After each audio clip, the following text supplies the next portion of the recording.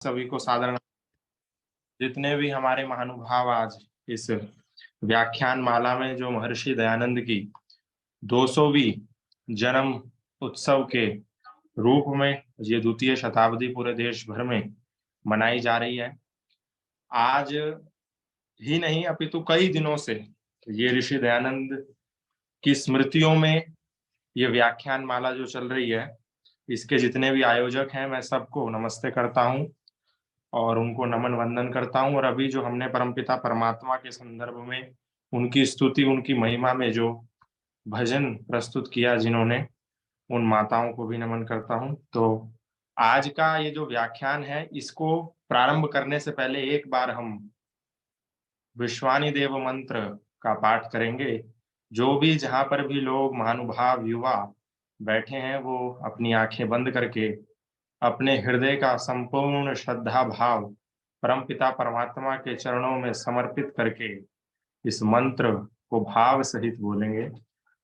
ओम विश्वानि देव सवितरदुरितानि परासुवा यद भद्रं तन्न आसुवा। तो आज जो हमारा विषय है इस संवाद का, इस चर्चा का, वो ये है कि वेद ही ईश्वर संविधान क्यों? वेद ईश्वर का संविधान क्यों? वेद ईश्वर का ज्ञान क्यों? आज जब हम देखते हैं अपने आसपास समाज में, तो बहुत सारे मत हैं, पंथ हैं, संप्रदाय हैं, मजहब हैं, कल्ट्स हैं, और इन कल्ट्स में हमको समझ नहीं आता कि परमपिता परमात्मा का उपदेश कौन सा है। हम विचलित हो जाते हैं, हम चिंतित हो जाते हैं, हम भ्रमित हो जाते हैं, हम भटक जाते हैं और हमको ये नहीं पता चल पाता, हम कंफ्यूज हो जाते हैं। इतने सारे संप्रदाय, इतने सारे मजहब, इतने सारे बाबा, इतने सारे गुरु, इतने सारे परमात्मा, इतने सारे ईश्वर, तो इन सब में भ्रमित होकर के हमको पता ही नहीं चल पाता कि वास्तविक रूप में परमात्मा का ज्ञान कौन सा है, परमात्मा का वास्तविक क्या संदेश है इस मानव मात्र के लिए। और कोई भी आता है हमको ठग लेता है, हमको पता ही नहीं चल पाता। तो सबसे पहले तो परमात्मा की ही अवधारणा में मनुष्य इतना भ्रमित है कि परमात्मा कितने हैं। कोई कहता है अल्लाह ही परमात्मा है, कोई कहता है पैगंबर परमात्मा है, कोई कहता है ईसा मसीह को ही हम परमात्मा मानते हैं, कोई कहता है नहीं ये तो उसके बेटे हैं, कोई कहता है कृष्ण ही परमात्मा है, कोई कहता है इब्राहिम परमात्मा है, कोई कहता है हजरत मोहम्मद ही परमात्मा है, कोई अपने गुरुओं को परमात्मा बताता है, कोई कहता है गुरु ही परमात्मा स्वरूप है। तो ऐसे परमात्मा के रूप में पहले तो भ्रांति, उसके बाद परमात्मा के ज्ञान के स्वरूप में भी भ्रांति है। हम जब इस बात का अवलोकन करने निकलते हैं कि वास्तविक ज्ञान कौन सा है और वास्तविक परमात्मा का स्वरूप, परमात्मा की अवधारणा क्या है, तो हमें रास्ते में बहुत सारे लोग मिलते हैं। एक उदाहरण से इस बात को समझिए कि एक जिज्ञासु व्यक्ति से मेरा तात्पर्य है कि एक जानने की इच्छा रखने वाला जिज्ञासु एक व्यक्ति है जिसके मन में ये शंका है कि परमात्मा कौन सा है, और वो राह पर निकल गया है और राह पर निकल करके उसके मन में ये एक शंका प्रकट हुई कि परमात्मा कौन है और परमात्मा का ज्ञान कौन है। तो इस ज्ञान को लेने के लिए वो दर दर भटक रहा है। महर्षि दयानंद भी जब अपने घर को छोड़ करके निकले तो असली ईश्वर की खोज में उन्होंने भी दर दर की ठोकरें खाई। वो भी नाना प्रकार के गुरुओं से मिले, नाना प्रकार के ग्रंथों को उन्होंने पकड़ा और तब जाकर के अंत में वो एक परमात्मा के असली स्वरूप के पास पहुंचे, परमात्मा की असली विद्या के पास पहुंचे। तो आज आज की परिस्थिति में देखें तो एक जिज्ञासु निकलता है घर से और निकलते ही उसको एक व्यक्ति मिलता है जो कुरान लेकर के हाथ में खड़ा है, बोला कि ये है ईश्वर का संविधान। अच्छा, उसने कहा ठीक है जी। अभी वो जिज्ञासु है, उसको मालूम नहीं, तो उसने जिज्ञासा के रूप में वो ग्रंथ ले लिया। उसको कहा गया कि ये देखो, ये ईश्वर का संविधान है कुरान, और ये परमात्मा सातवें आसमान पर रहता है, इसको लाने वाले हजरत मोहम्मद साहब हैं, यही परमात्मा का ज्ञान है और यही अल्लाह ही परमात्मा है। फिर वो थोड़ी और आगे बढ़ता है तो उसको एक व्यक्ति मिलता है, बोलता है नहीं नहीं, ये जो तुमने हाथ में ग्रंथ ले रखा है कुरान शरीफ, ये परमात्मा का ज्ञान नहीं है और ना ही ये परमात्मा का असली स्वरूप है। परमात्मा तो हमारे पास है और परमात्मा का ज्ञान तो ये बाइबल है। वो उसके हाथ में बाइबल थमा देता है और उसके पास अब हो जाती हैं दो किताबें। वो थोड़ा और आगे चलता है तो बोलता है कि और खोज में निकलता है तो उसको आगे एक व्यक्ति मिलता है, बोलता है जी ये है परमात्मा का ज्ञान, ले लो, ये है भागवत पुराण और यही परमात्मा का संपूर्ण ज्ञान है और हमारे कृष्ण ही परमात्मा है। थोड़ा और आगे चलता है, बोलता है कि अरे ये तो कुछ भी नहीं है, हमारे पास है परमात्मा का स्वरूप तो, जिसके पैर स्वयं कृष्ण दबाते हैं, विष्णु दबाते हैं, ये लक्ष्मी का जो पुराण है, ये जो ग्रंथ है, ये असली परमात्मा का ज्ञान है। तुम उसको क्यों पूछते हो, सीधा उसको पूजो जो उसके भी पैर दबाता है। वो उसको एक किताब मिल जाती है। फिर और आगे चलता है तो भगवती पुराण मिल जाती है, दुर्गा स्तुति मिल जाती है, और आगे चलता है तो कई सारे पुराण इकट्ठे हो जाते हैं। लेकिन ये जितने भी पुराण इकट्ठे होते हैं, ये सब क्या होते हैं, ये सनातन धर्मी खुद को कहते हैं, लेकिन इनके ग्रंथ इतने सारे हो जाते हैं। इस्लाम को मानने वालों का एक ही ग्रंथ मिलता है, वो होता है कुरान। ईसाइयत को मानने वाले का एक ही ग्रंथ मिलता है, वो होती है बाइबल। उससे आगे चलता है तो उसको कुछ बौद्ध टाइप के लोग मिल जाते हैं, बोलते हैं ये देखो ये हमारे कुछ ग्रंथ हैं और ये बुद्ध ही परमात्मा है, बुद्धम शरणम गच्छामि।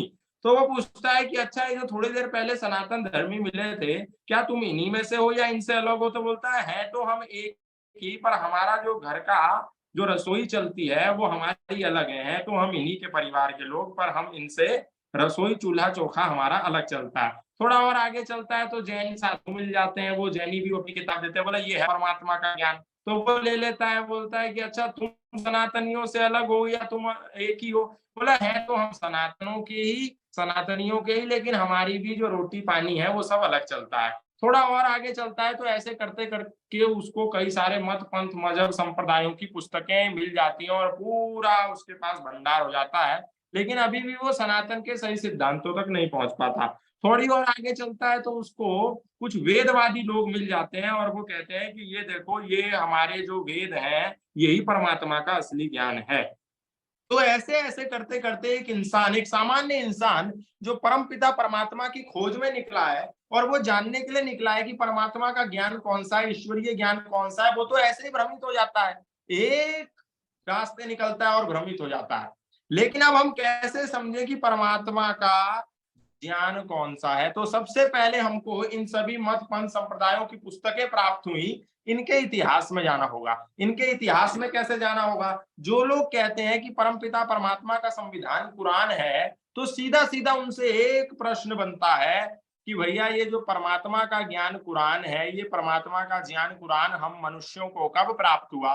तो सब ये एक ही बात कहते हैं कि हजरत मोहम्मद साहब का इस धरती पर प्रादुर्भाव हुआ और तभी से इस्लाम की स्थापना हुई और तभी से हमको ये परमात्मा का ज्ञान कुरान के रूप में अल्लाह का ज्ञान प्राप्त हुआ। अरे भाई, जब अल्लाह का ज्ञान तुमको 1400 साल पहले प्राप्त हुआ तो विज्ञान तो ये कहता है कि 1400 साल पहले से कई कई करोड़ साल पहले से भी सृष्टि का प्रादुर्भाव था। इस सृष्टि पर, इस भूमि पर मनुष्य नाम की एक प्रजाति रहती थी। तो अब आप ये बताइए कि ये कैसा संविधान है जो 1400 साल पहले आया? इसका मतलब 1400 साल पहले परमात्मा भी नहीं थे।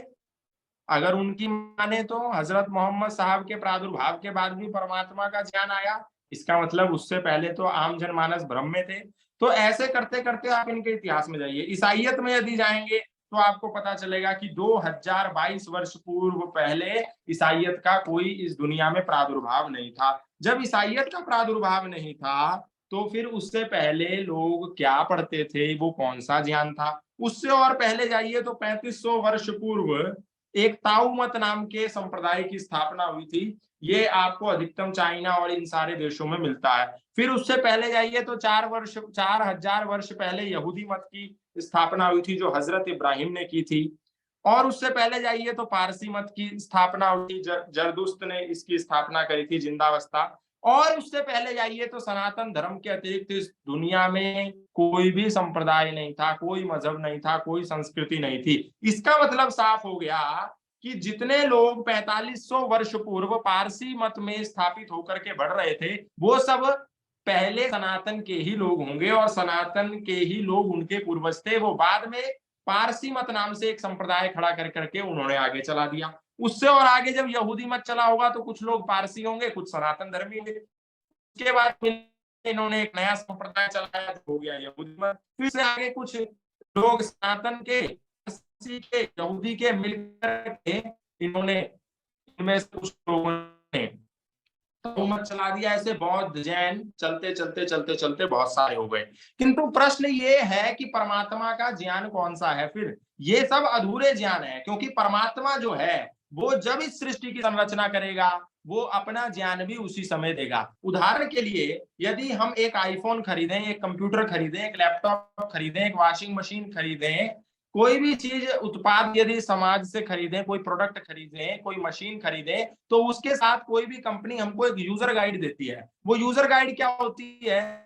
इस पूरी मशीनरी को कैसे ऑपरेट करना है, कैसे चलाना है। किसी बंदर के हाथ में यदि मशीन दे दो तो वो चला नहीं सकता। मनुष्य के हाथ में दे दो और उसके साथ एक यूजर गाइड दे दो कि इसको प्रयोग करने की विधि।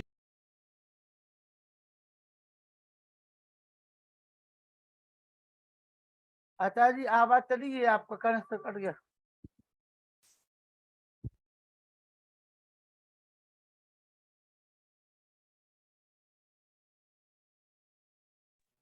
जी, आवाज आ रही है?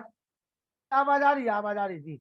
जी, तो किसी एक ऐसे अनजान व्यक्ति को कोई मशीन दे दो, कोई मोबाइल दे दो और उसको चलाना ना सिखाओ, उसको बताओ ना, वो आपको कभी उसने चलाते हुए देखा नहीं, तो वो नहीं सीख सकता कि इस मशीनरी को कैसे ऑपरेट करना है। या सबसे पहले कोई भी चीज जब नई प्रोडक्ट लॉन्च होता है तो लोगों को बताने के लिए उसको यूजर गाइड का इस्तेमाल करना पड़ता है। तो अब जब परमपिता परमात्मा ने इस सृष्टि का निर्माण किया तो उसने जरूर एक संविधान दिया, एक यूजर गाइड दी कि इस संसार में कैसे चीजों का उपभोग करना है, क्या करना है अपितु क्या नहीं करना है। यदि उसने ये काम, सृष्टि तो बन गई कई करोड़ों वर्ष पहले और उसने संविधान दिया 1400 वर्ष पहले, तो इसका मतलब परमात्मा ने लोगों के साथ अन्याय किया। एक उदाहरण के लिए समझे, एक हमने बगीचा बनाया, बहुत सुंदर बगीचा बनाया, उसमें बहुत सारे फूल लगाए, बहुत सारी चीजें हमने लगा दी। कोई भी व्यक्ति उसमें घुस गया और उसने फूल तोड़ना शुरू कर दिया, उसने पार्क खेत में दौड़ना शुरू कर दिया, उसने वहां पर खा के कुछ फेंकना शुरू कर दिया और एकदम से कोई चौकीदार आया, उसने कहा कि अरे तुम बेवकूफ हो, ये क्या करते हो, यहाँ पर फूल तोड़ना मना है, यहाँ पर फूल तोड़ना मना है और कचरा इधर उधर फेंकना भी मना है। तो वो व्यक्ति जो कचरा फेंक रहा है या वो व्यक्ति जो बेवजह फूल तोड़ रहा है, वो सीधा सीधा एक सवाल करेगा, बोलेगा अरे भैया, यहाँ पर फूल तोड़ना मना है, तो ये आपने निर्देश कहाँ लिखा था, ये कहाँ नियम आपने लिखा था कि फूल तोड़ना मना है, कहाँ लिखा था कि कचरा इधर उधर नहीं फेंक सकते। तो वो उसने कहा कि नहीं, अब तुम पे लगेगा 200 रुपए का दंड, तुम दंड भुगतो, तुम फाइन दोगे। अब बताओ, वो व्यक्ति जो अंदर पार्क में घुसा वो तो इस ज्ञान से अनभिज्ञ था कि फूल तोड़ना मना है, उसको फूल अच्छा लगा, उसने तोड़ लिया। लेकिन इसमें गलती किसकी है? अन्याय कौन कर रहा है? चौकीदार कर रहा है, क्योंकि उसको पहले वहां पर एक नोटिस बोर्ड लगाना था और वहां नियम लिखने थे कि ये करना है और ये नहीं करना है। इसको बोलते हैं विधि और निषेध। यदि हम ऐसा समाज में ना करें कि नियम ना बनाएं और दंड लागू करें, शुल्क लागू करें, उसको पनिशमेंट दें, तो ये कितना अन्यायपूर्ण होगा। देश में भी ऐसा ही होता है कि एक नियम बना हुआ है कि किसी माँ बहन बेटी को छेड़ना अपराध है, यदि कोई छेड़ता है तो उसको दंड दिया जाएगा। और यदि ये बताया ही ना जाए कि सड़क पर हेलमेट पहन के निकलना है और अकस्मात कोई पुलिसकर्मी आकर के तुमको 5,000 रुपए का चालान कर दे, तो ये तो अन्याय हुआ ना। तो इसीलिए कानून ने भी, भारतीय संविधान ने भी नियम बनाए हैं कि सड़क पे निकलना है तो हेलमेट पहन करके निकलना है, इधर उधर नहीं थूकना है, यदि कोई थूकेगा तो उसको इतने रुपए का जुर्माना भरा जाएगा। ये होता है न्याय। करोगे तो ऐसा होगा, ये करना है, ये नहीं करना है, तो ये नियम है। तो अगर परमात्मा ने सृष्टि बना दी 1,96,08,53,124 वर्ष पहले और संविधान दिया आज से 500 वर्ष पहले, इसका मतलब तो आज से इतने वर्ष पूर्व इतने लोगों के साथ कितना अन्याय हुआ होगा। इसीलिए जो हमारा वेद ग्रंथ है वो पूरा का पूरा विधि और निषेध पर आधारित है, क्या करना क्या नहीं करना। ज्ञान, इस समाज में जो लोग हैं, जो ज्ञान होता है, जो ज्ञान जिसको हम बोलते हैं अशुद्ध रूप से, वो दो प्रकार का होता है। क्योंकि आप बोलेंगे कि मनुष्य के पास तो ऑलरेडी इतना ज्ञान है, उसको ज्ञान की क्या आवश्यकता है, क्या जरूरत है उसको वेद की। तो ज्ञान दो प्रकार का होता है, एक होता है स्वाभाविक ज्ञान, दूसरा होता है नैमित्तिक ज्ञान। स्वाभाविक ज्ञान क्या होता है? जो मनुष्य के स्वभाव में विद्यमान है। कोई जानवर पैदा होता है, उसको पता है कि खाना है, भूख लगेगी तो बच्चा रोने लगता है, उसको कोई बताता नहीं है कि बच्चा जब भूख लगे आवाज नहीं आ रही है क्या आप लोगों को? कोई नीचे लिख रहा है कि आवाज नहीं आ रही है? आ रही है, आवाज आ रही है अर्थात जी, आवाज आ रही है। ठीक है जी। वो तो स्वाभाविक ज्ञान होता है, एक नैमित्तिक ज्ञान होता है, क्योंकि बहुत सारे लोग प्रश्न उठाएंगे, हमारे पास तो अथाह ज्ञान है, हमको क्या जरूरत है वेद पढ़ने की, क्या जरूरत है ईश्वर के संविधान की। तो स्वाभाविक ज्ञान क्या होता है? खाना पीना सोना। बच्चे को नहीं सिखाती माँ कि बेटा ऐसे सो जाना, और जब दूध पीने का मन हो, भूख लगे तो रो जाना। नहीं, एक दिन का बच्चा भी भूख लगने पर रोने लगता है, इसको बोलते हैं स्वाभाविक ज्ञान। और एक जो दूसरा ज्ञान होता है वो होता है नैमित्तिक ज्ञान। जो नैमित्तिक ज्ञान होता है वो गुरुओं के द्वारा प्राप्त होता है, अन्य लोगों के द्वारा प्राप्त होता है, परिवार के द्वारा प्राप्त होता है, सदग्रंथों के द्वारा प्राप्त होता है। एक बच्चा एक 3 साल का बच्चा है, एक घर में रहता है, एक दूसरा 3 साल का बच्चा है, वो दूसरे घर में रहता है। एक बच्चा चोरी करना सीख जाता है, दूसरा बच्चा चोरी को पाप मानता है। ये कौन सा ज्ञान है? ये नैमित्तिक ज्ञान है, जो माता पिता ने बचपने से उसको संस्कार दिए। क्योंकि माँ ने कभी चोरी करी, पिता ने कभी चोरी करी और बच्चे ने देख लिया तो वो तुरंत उसको सीख लेगा, क्योंकि बच्चे का जीवन एक सोखते की तरह है। वो पानी की तरह चीजों को सोख लेता है। एक फॉर्म जो होती है, फॉर्म जो गद्दा होता है, उसमें पानी डालो तो वो पूरा का पूरा सोख लेता है। इसलिए बच्चे का जो चित्त है वो एकदम निर्मल है, एकदम पवित्र है। जैसा बच्चा देखता है वैसा ही वो नैमित्तिक ज्ञान ले लेता है। अगर मैडम उसको ट्विंकल ट्विंकल लिटिल स्टार सिखाती है तो वो सीख लेता है, और मैडम उसको जॉनी जॉनी यस पापा सिखाती है तो वो ये सीख लेता है। ये नैमित्तिक ज्ञान होता है। तो ये जो नैमित्तिक ज्ञान है ये पूरा का पूरा वेद पर आधारित है, वेद से ही ये हमको प्राप्त होता है। अब हम ये समझने की आवश्यकता है कि वेद ही ईश्वरीय ग्रंथ है, ये कैसे प्रमाणित होगा? इसके कौन से ऐसे मानक हैं जो ये निर्धारित करेंगे कि वेद ही ईश्वरीय ग्रंथ है? क्योंकि क्योंकि आप देखिए बहुत सारे लोग कहेंगे कि भगवत गीता ईश्वरीय ग्रंथ है। कोई दूसरा व्यक्ति होगा बोलेगा नहीं नहीं भगवत गीता नहीं है, भगवत गीता तो बहुत छोटी चीज है, भगवत गीता तो इतने बड़े ग्रंथ महाभारत का अंग है, तुम भगवत गीता को क्यों धर्म ग्रंथ और ईश्वर का ज्ञान मानते हो? ईश्वर का ज्ञान तो महाभारत है, क्योंकि भीष्म पर्व जो महाभारत का है उसी में तो भगवत गीता निकली है। तो भगवत गीता को क्यों मानते हो? सीधा मूल को मानो, और मूल है महाभारत। दूसरा कहेगा नहीं नहीं नहीं ये तो फ्रॉडगिरी है, महाभारत तो लड़ना सिखा देगी तुमको, रामायण ही तुम्हारा धर्म ग्रंथ है, रामायण को मानो। तीसरा कहेगा हम तो नहीं मानते रामायण को, हम तो कृष्ण को उत्तम मानते हैं, भागवतम हमारा धर्म ग्रंथ है। चौथा कहेगा हम कृष्ण को क्यों माने? कृष्ण जिस राधा रानी की सेवा, भगवती की सेवा करते हैं वो भागवती, भगवती की स्तुति, ये हमारा धर्म ग्रंथ है। चौथा कहेगा ब्रह्मा पुराण है, ब्रह्मा ने इस सृष्टि का निर्माण किया। ऐसे करते करते लोग अपने अपने विवाद पैदा कर देंगे। फिर कोई कहेगा नहीं नहीं दर्शन हमारा धर्म ग्रंथ है, कोई कहेगा नहीं ये दर्शन तो बहुत छोटी चीज है, उपनिषद हमारा धर्म ग्रंथ है। तो इसमें विवाद पैदा हो जाएगा। लेकिन हमको इसमें एक चीज सोचनी है कि आज से 5000 वर्ष पूर्व जब भगवत गीता का उपदेश दिया गया भगवान श्री कृष्ण के द्वारा, क्या उससे पहले सनातन धर्म का अस्तित्व नहीं था? यदि था तो वो लोग किस संविधान पे चलते थे? श्री कृष्ण के पिता ने कौन से संविधान का पालन किया? राजा दशरथ ने कौन से संविधान का पालन किया? रामायण से पहले राजा दशरथ थे, राजा दशरथ से पहले उनके पिता थे, उनके पिता थे, तो वो लोग, रामायण तो उस समय नहीं हुई थी, तो वो कौन सा धर्म ग्रंथ पढ़ते थे? भगवत गीता का ज्ञान जिस कृष्ण ने दिया उस श्री कृष्ण ने भी तो एक गुरुकुल में जाकर के शिक्षा ली। तो महर्षि संदीपनी किस ईश्वर के संविधान को मानते थे? ये अपने आप में एक प्रश्न है जो आम जनमानस को आज ये समझने की आवश्यकता है। यदि नहीं समझेंगे तो हम सब अलग अलग सोचते रहेंगे और अलग अलग दौड़ते रहेंगे और कभी एक नहीं हो पाएंगे। तो कौन सी ऐसी वो बातें हैं, कौन से ऐसे वो सिद्धांत हैं, कौन से ऐसे वो तर्क हैं जो यह सिद्ध करेंगे कि धर्म ग्रंथ ईश्वरीय है? क्यों ना माने हम कुरान को धर्म ग्रंथ, क्यों ना माने हम बाइबल को धर्म ग्रंथ, क्यों ना माने हम भागवत को धर्म ग्रंथ, क्यों ना माने हम रामायण को धर्म ग्रंथ, क्यों ना माने हम तौरेत जुबेर जिंदावस्था को धर्म ग्रंथ, हम तो उनको भी मान सकते हैं, लेकिन क्यों ना माने और क्यों माने वेद को धर्म ग्रंथ, ये आपको समझना जरूरी है। तो सबसे पहला जो धर्म ग्रंथ होने की कसौटी होती है वो ये होती है कि धर्म ग्रंथ या ईश्वर का सद्ज्ञान, ईश्वर का ज्ञान वही हो सकता है जो सृष्टि के आरंभ में हो। क्योंकि परमात्मा जब सृष्टि बना रहा है, ज्ञान यदि वो 100 साल के बाद देगा तो वो धर्म ग्रंथ नहीं हो सकता। जब यूजर गाइड तभी आए जब प्रोडक्ट आए। प्रोडक्ट आने के 10 साल बाद यदि यूजर गाइड आए तो उस प्रोडक्ट का कोई लाभ नहीं होगा और खुर्द बुर्द हो जाएगी ये सृष्टि। खुर्द बुर्द हो जाएंगे पेड़, शाक, सब्जी, कौन से पेड़ पे क्या लगा है, किसको कैसे खाना है, किसको क्या बनाना है, हवाई जहाज कैसे बनाना है, उपचार कैसे करना है, यदि ये पता ही नहीं होगा मानव मात्र को तो फिर ये सारी चीजें अस्त व्यस्त हो जाएंगी। इसलिए पहली कसौटी, धर्म ग्रंथ वही जो सृष्टि के आदि में हो। जो सृष्टि के 100 साल बाद, 200 साल बाद, करोड़ साल बाद आया, वो धर्म ग्रंथ नहीं हो सकता। क्योंकि धर्म ग्रंथ वही होगा जो सृष्टि के आदि में हो, पहला सिद्धांत। तो इसका मतलब कुरान सृष्टि के आदि में तो नहीं आई। कुरान तो 1400 साल पहले आई, तो वो धर्म ग्रंथ नहीं हो सकता। बाइबल बाइबल तो 2003 साल पहले आई, तो वो धर्म ग्रंथ नहीं हो सकता। तौरेत, जुबैर, भगवत गीता, ये तो धर्म ग्रंथ नहीं हो सकते क्योंकि 5000 साल पहले भगवत गीता आई।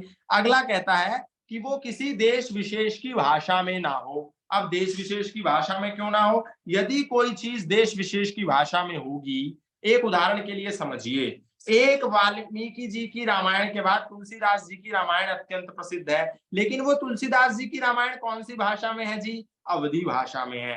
क्या उसको हिंदी भाषा को जानने वाला समझ सकता है?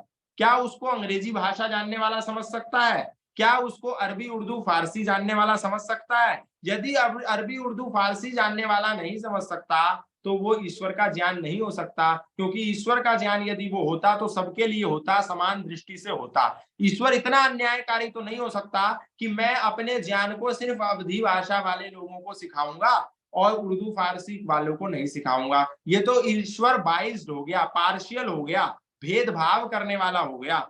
यदि हम कहें कि अंग्रेजी में बाइबल आ गई या हिब्रू में आ गई, तो इसका मतलब जो नॉन हिब्रू पीपल्स हैं, जो नॉन हिब्रू लैंग्वेज को समझते हैं, जो हिंदी को समझते हैं, उनके लिए बाइबल नहीं है। तो इसका मतलब आपका परमात्मा तो अन्यायकारी हो गया। जिस समय इस धरती पर बाइबल का प्रादुर्भाव हुआ उस समय अन्य भी भाषा थी, तो परमात्मा इसका मतलब अन्यायकारी हो गया। उन्होंने हिब्रू जानने वालों के साथ तो न्याय किया, पर जो हिब्रू भाषा नहीं जानते थे उनके साथ तो बड़ा अन्याय किया।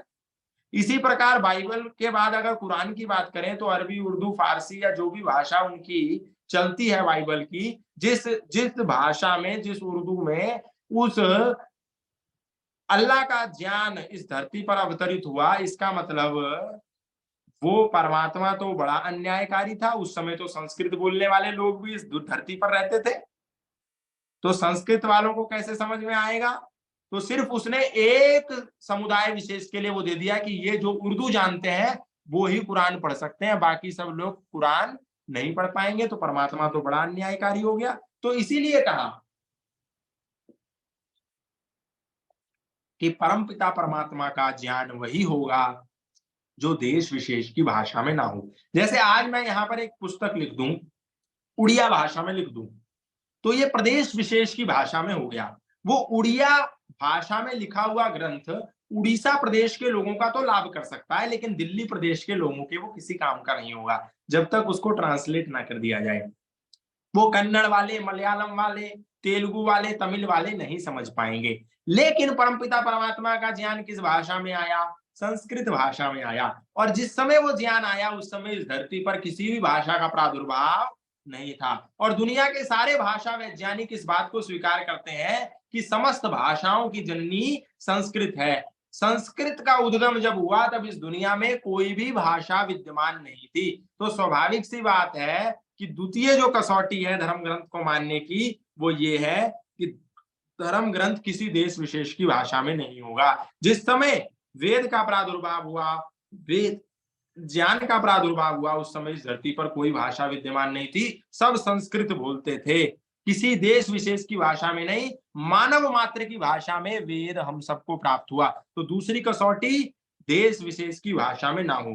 तीसरी कसौटी, जो पक्षपात से रहित हो तथा जिसमें मानव कल्याण की बातें सन्निहित हों।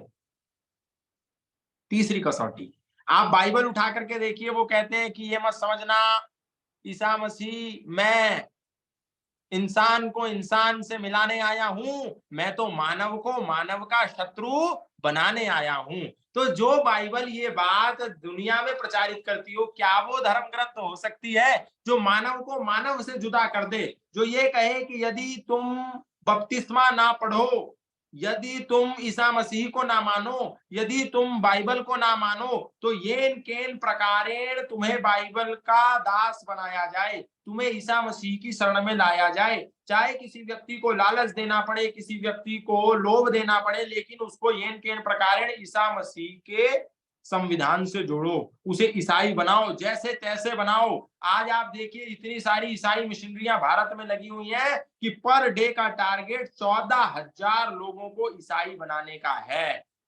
लालच दे दे के, लालच दे दे के, लोभ दे दे के, आटा दे के, दाल दे के, चावल दे के, पैसा दे के। क्या ये मानव कल्याण की बात को बढ़ावा दे रहे हैं? नहीं दे रहे। तो जो ग्रंथ मानव कल्याण की बात नहीं करता, जिसमें मानव कल्याण की बात सन्निहित नहीं हो सकती, इसका मतलब वो ईश्वर का ज्ञान नहीं हो सकता, क्योंकि ईश्वर ऐसा कदापि नहीं हो सकता जो एक को तो कहे कि ये मेरा अगर दास बन जाए तो बहुत अच्छा, और ये जो मेरे से अलग जितने भी संप्रदाय हैं ये बहुत खराब। तो ईश्वर मानव मात्र का कल्याण की बात करेगा, समुदाय विशेष के कल्याण की बात नहीं करेगा। कुरान पर आप जाएंगे तो वो कहेगा कि जितने मूर्ति पूजक हैं, मुशरिक हैं, ये सब नापाक हैं, इनको जहां पाओ वहां कत्ल करो। तो क्या वो परमात्मा हो सकता है जो नॉन मुस्लिम पर अत्याचार करने का प्रावधान करता है? वो परमात्मा नहीं हो सकता। वो मानव कल्याण की बात नहीं कर रहा, वो मुसलमान कल्याण की बात कर रहा है, वो मोमिनों के कल्याण की बात कर रहा है। और वो क्या कह रहा है कि जितना भी ये दारुल हरब तुमको दिखाई देता है, इसको दारुल हिसाब, दारुल दारुल हरब को दारुल इस्लाम बनाना है? इसको येन केन प्रकार तलवार के धार पर परिवर्तित करना है। तो इसका मतलब क्या है? ईश्वर जो तुम्हारा जो अल्लाह है तथाकथित, ये तो बड़ा अन्यायकारी है। जो उसको माने तो बहुत अच्छा, जो उसको ना माने तो बहुत खराब। तो ये मानव कल्याण तो नहीं हो सकता। ऐसे ही जितने भी संप्रदाय हैं वो कहते हैं कि बुद्धम शरणम गच्छामि, और भी बहुत सारी चीजें, जो अपने लोग हैं उनकी गलत बातें भी सही, और जो दूसरे लोग हैं वो यदि सत्यवादी भी हों, ईमानदार भी हों, तो वो भी गलत। तो ये मानव कल्याण नहीं हो सकता। वेद क्या कहता है? संगच्छध्वम संवदध्वम संभो मनांसि जानताम देवा भागम यथा पूर्वे संजानानाम उपासते इंद्रम वर्धन्तु अप्तुरापा घनन्तु रावणा कृण्वन्तु विश्वमार्यम। वेद नहीं कहता कि तुम मुसलमान बनो, सिख बनो, यहूदी बनो, जैन बनो, ईसाई बनो, मेरी शरण में आओ। वेद कहता है मनुर्भवः, मनुष्य बनो, तुम मानव बनो, इंसान बनो। तुम्हें दुनिया को मुसलमान नहीं बनाना तलवार रखकर, तुम्हें किसी को ईसाई नहीं बनाना लालच देके, तुम्हें लोगों को नोबल बनाना है, आर्य बनाना है, श्रेष्ठ बनाना है। लेकिन वहां पे क्या कह रहा है कि बपतिस्मा ना पढ़े तो कत्ल कर दो। वहां पे क्या कह रहा है कि यदि कलमा ना पढ़े तो कत्ल कर दो। यदि तुम कम हो संख्या में तो अलतकिया करो, यदि बराबर हो गए हो तो दावत करो, यदि उससे अधिक हो गए हो, मेजोरिटी में आ गए हो, तो जिहाद करो। ये परमात्मा की बातें नहीं हो सकती। तो वेद जो है वो मानव कल्याण की बात करता है। वहां कोई हिंदू शब्द नहीं, कोई मुसलमान शब्द नहीं, कोई ईसाई, जैन, बौद्ध, यहूदी, पारसी नहीं। मानव कल्याण, मनुष्य का लाभ हो। इसीलिए बोलते हैं धर्म की जय हो, अधर्म का विनाश हो, प्राणियों में सद्भावना हो और विश्व का कल्याण हो। जो प्राणी मात्र में सद्भावना की बात करता है वो एकमात्र धर्म है, वो है संप्रदाय धर्म। बाकी जितने भी सनातन धर्म, बाकी जितने भी मत, मजहब, पंथ, संप्रदाय हैं, ये मानव कल्याण की बात नहीं करते, ये स्व कल्याण की बात करते हैं और दूसरों मतों की को धुतकारने की बात करते हैं। तो मानव कल्याण का एक ही धर्म सनातन धर्म, प्राणी मात्र पर दया। वो ऐसा नहीं कहते कि बकरे को हलाल कर दो, उसकी रूह जन्नत में जाएगी और तुमको अल्लाह प्रसन्न होकर के आशीर्वाद देगा। ऐसा नहीं करते कि अपनी अपने आप को जन्नत नसीब करने के लिए, उसकी रूह को जन्नत में भेजने के लिए किसी जानवर की, प्राणी की हत्या कर दो। ऐसा नहीं कहता। वेद का सिद्धांत तो कहता है, मनुस्मृति का सिद्धांत कहता है, सनातन धर्म का सिद्धांत कहता है कि यदि कोई जानवर को तुम मारते हो तो ऐसा नहीं है कि तुम खाते हो तो तुम ही दोषी हो। 8 प्रकार के दोषी हैं। कोई व्यक्ति बड़ा चालाक निकला, बोला जी मैं तो खाता नहीं, मैं तो बस पका के दे देता हूं, मैं काहे का दोषी, मैं थोड़ी खाता हूं। नहीं, तुम पकाते हो तो तुम भी दोषी हो। दूसरा कहता है अरे मैं दोषी नहीं हूं, मैं तो वेटर हूं जी, जो बना के मुझे कुक दे देता है, मैं उसको जाकर के टेबल पे रख देता हूं। मैं दोषी नहीं हूं, मैं तो कभी खाता भी नहीं। नहीं, जो पकाता है वो भी दोषी है, जो काटता है वो भी दोषी है, जो मारता है वो भी दोषी है, जो मारने की आज्ञा देता है वो भी दोषी है, जो खाता है वो भी दोषी है, जो परोसता है वो भी दोषी है। सनातन धर्म में हमारे 8 प्रकार के दोषी हैं। यदि किसी जीव की हत्या करते हो तो 8 प्रकार के दोषी बताए हैं। लेकिन वहां क्या है, अगर उसकी रूह जन्नत में भेजनी है, अल्लाह को प्रसन्न करना है, तो किसी भी जीव को काट दो। हमारे यहाँ प्राणी मात्र से दया। दूसरी जो अगली जो कसौटी है वो है सनातन, जो ईश्वर का जो धर्म ग्रंथ होगा, जो ईश्वर का ज्ञान होगा, वो वही हो सकता है जिसमें किसी भी प्रकार का इतिहास ना हो। क्योंकि सृष्टि के आदि में जो ज्ञान आया है, सृष्टि के पहले दिन आ गया, उसमें इतिहास कहां से होगा जी? वो तो परमात्मा का ज्ञान है। जिसमें ये लिखा हो कि कृष्ण ने गोपियों के साथ रास किया, जिसमें ये लिखा हो कि ईसा मसीह को सूली पर लटका दिया गया, जिसमें ये लिखा हो कि हजरत मोहम्मद साहब ने आयशा से निगाह कर लिया, वो इतिहास है ना, जो कल की बातें बता रहा है। आज जो बातें हुई, कल मैं यदि उसको लिख दूं तो वो आज का इतिहास हो गया। आज यदि मैं योगी आदित्यनाथ के बारे में लिख दूं, नरेंद्र मोदी के बारे में एक किताब लिख दूं, तो वो इतिहास हो गया। लेकिन वेद में इतिहास नहीं है, वेद में विधि और निषेध है। तुम्हें समाज में ये करना है, ये नहीं करना है। तो वो धर्म ग्रंथ नहीं हो सकता जिसमें इतिहास की बातें लिखी हों कि कल ऐसा ऐसा हुआ था, उसने ये किया था, उसने ये किया था, उसने इसको मारा था, फिर उसने रावण को मार दिया था, फिर सीता को वो हरण करके ले गया था। ये इतिहास है। ईश्वर के ज्ञान में कभी इतिहास की बातें नहीं हो सकती। अगला है वह ज्ञान वेद, वो वह ज्ञान परमपिता परमात्मा का ज्ञान हो सकता है जिसमें विज्ञान विरुद्ध या सृष्टि नियम विरुद्ध बातें ना हो। बहुत सी किताबें हैं जी, उसमें लिखा है कि धरती तो चपटी है, अल्लाह ने उसको चटाई की तरह लपेट लिया और सिरहाना बना करके सो गया। ये क्या है? सृष्टि नियम के विरुद्ध बात है। ये लोग भरकस बोलते रहे कि धरती चपटी है, धरती चपटी है। बाइबल वाले भी बोलते रहे धरती चपटी है, धरती चपटी है। लेकिन एक गैलीलियो नाम के व्यक्ति ने जब यह सिद्ध कर दिया कि धरती चपटी नहीं है जी, धरती तो गोल है, अंडाकार है, तो क्या किया? उसको मार दिया गया। क्यों मार दिया गया? कि यदि तू ये बात सिद्ध करेगा तो हमारे ईसा मसीह की बात, हमारे बाइबल की बात, हमारे ग्रंथ की बात, हमारे धर्म की बात तो झूठी साबित हो जाएगी।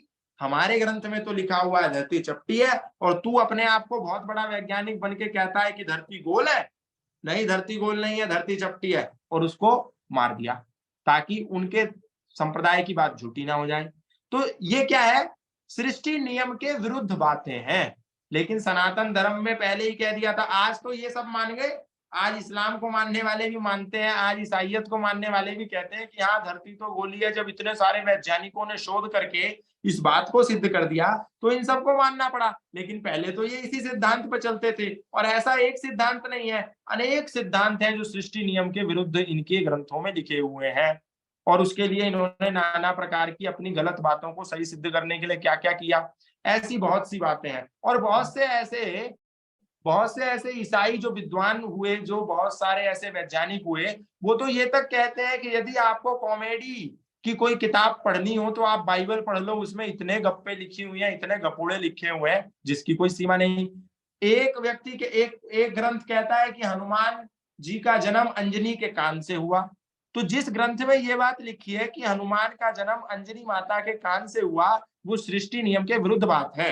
क्योंकि सबको इस बात को मानते हैं कि जो मनुष्य का जन्म है वो माँ के गर्भ से होता है। तो कान में कौन सा बच्चादानी लगी हुई है कि हनुमान जी का जन्म हो गया? जो बात ये कहती है कि हनुमान जी सूरज को खा गए और इस दुनिया में, संसार में अंधेरा हो गया, तो ये सब क्या है? सृष्टि नियम के विरुद्ध बातें हैं। आज हम लोगों की एक बहुत बड़ी कमी है, जो कुरान में सृष्टि नियम के विरुद्ध बातें हैं तो हम उसका मखौल बनाते हैं, जो ईसाइयत में सृष्टि नियम के विरुद्ध बात है तो उसका भी मखौल बनाते हैं। लेकिन जो हमारे ही ग्रंथों में सृष्टि नियम के विरुद्ध बात है, हम बोलते हैं कि नहीं नहीं जी, ये तो भगवान की लीला है, ये तो परमात्मा हनुमान जी लीला करते हैं, कृष्ण जी लीला करते हैं, राम जी लीला करते हैं। लीला कह करके सारे गपोड़ों को हमने स्टैंप दे दिया, लेकिन हम ये नहीं समझ पाए कि ये लीला लूला कुछ नहीं है, ये लीला तो अंग्रेजों की लीला है जो तुम्हारे ग्रंथों में फिट कर दी गई है, और ताकि तुम इसको पढ़ो और तुम्हारे बच्चे नास्तिक हो जाएं। जो ये कहे कि अरे तुम्हारा कृष्ण कैसा है पापा,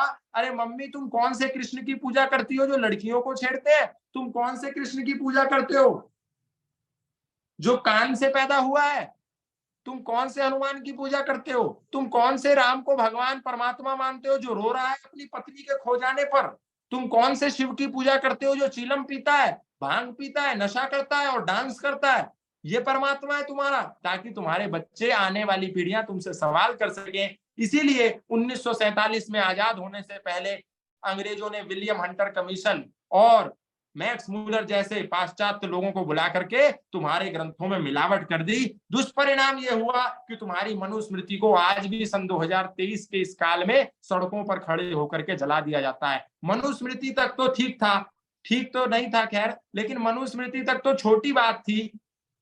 अब तो तुम्हारी रामचरितमानस को भी सड़कों पे जलाया जा रहा है। आने वाले समय में तुम्हारे दर्शनों को भी जलाया जाएगा, तुम्हारे वेदों को भी जलाया जाएगा, ये कह के कि इसमें तो गंदी बातें लिखी हुई हैं। लेकिन हमने इन बातों को अनुसंधान करने की बजाय, जैसे एक लेखक हुए, एक भाष्यकार हुए प्रोफेसर सुरेंद्र कुमार, उन्होंने परिष्कृत करके अनुसंधान किया मनुस्मृति में और बोला कि लीला वगैरह कुछ नहीं है जी, ये तो मैक्स मूलर नाम के एक आतंकवादी ने, वैचारिक आतंकवादी ने हमारी पुस्तक को मिलावट कर दिया और संशोधन उन्होंने अनुसंधान करके बताया कि 2685 श्लोकों में से 1471 श्लोक तो ये मिलावट करके चले गए, जिसके आधार पर तुम मनुस्मृति को जला रहे हो। मूल श्लोक तो 1214 ही है मनुस्मृति में, लेकिन बाबा साहब अम्बेडकर ने क्या करा, उन्हीं 1471 मिलावटी श्लोकों को आधार बना करके मनु को भरकस गालियां दी, मनुस्मृति को जलाया,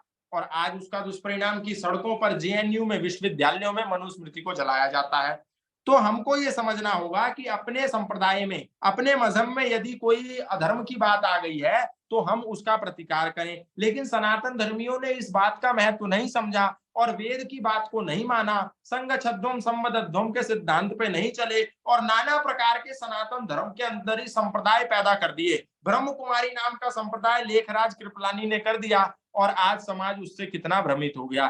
फिर दूसरे ने कहा कि नहीं, तेरा संप्रदाय कुछ नहीं है, मेरा संप्रदाय है, निरंकारी मिशन बाबा बूटा सिंह स्थापित करके चले गए। फिर तीसरा आया, बोला नहीं नहीं, तुम्हारा संप्रदाय कुछ नहीं है, मेरा संप्रदाय है, सच्चा सौदा मस्ताना बलूचिस्तानी नाम के एक व्यक्ति ने सच्चा सौदा स्थापित कर दिया। फिर तीसरा आया, बोला अरे तुम्हारे से क्या होगा, राधा स्वामी ही सबसे बड़ा है, तो राधा स्वामी नाम का शिवदयाल सिंह ने एक नया संप्रदाय शुरू कर दिया। फिर तीसरा चौथा आया, बोला नहीं नहीं, ये तो कुछ नहीं है, गायत्री परिवार, गायत्री ही सर्व सृष्टि की देवी है, पंडित श्री राम शर्मा ने गायत्री परिवार की स्थापना कर दी।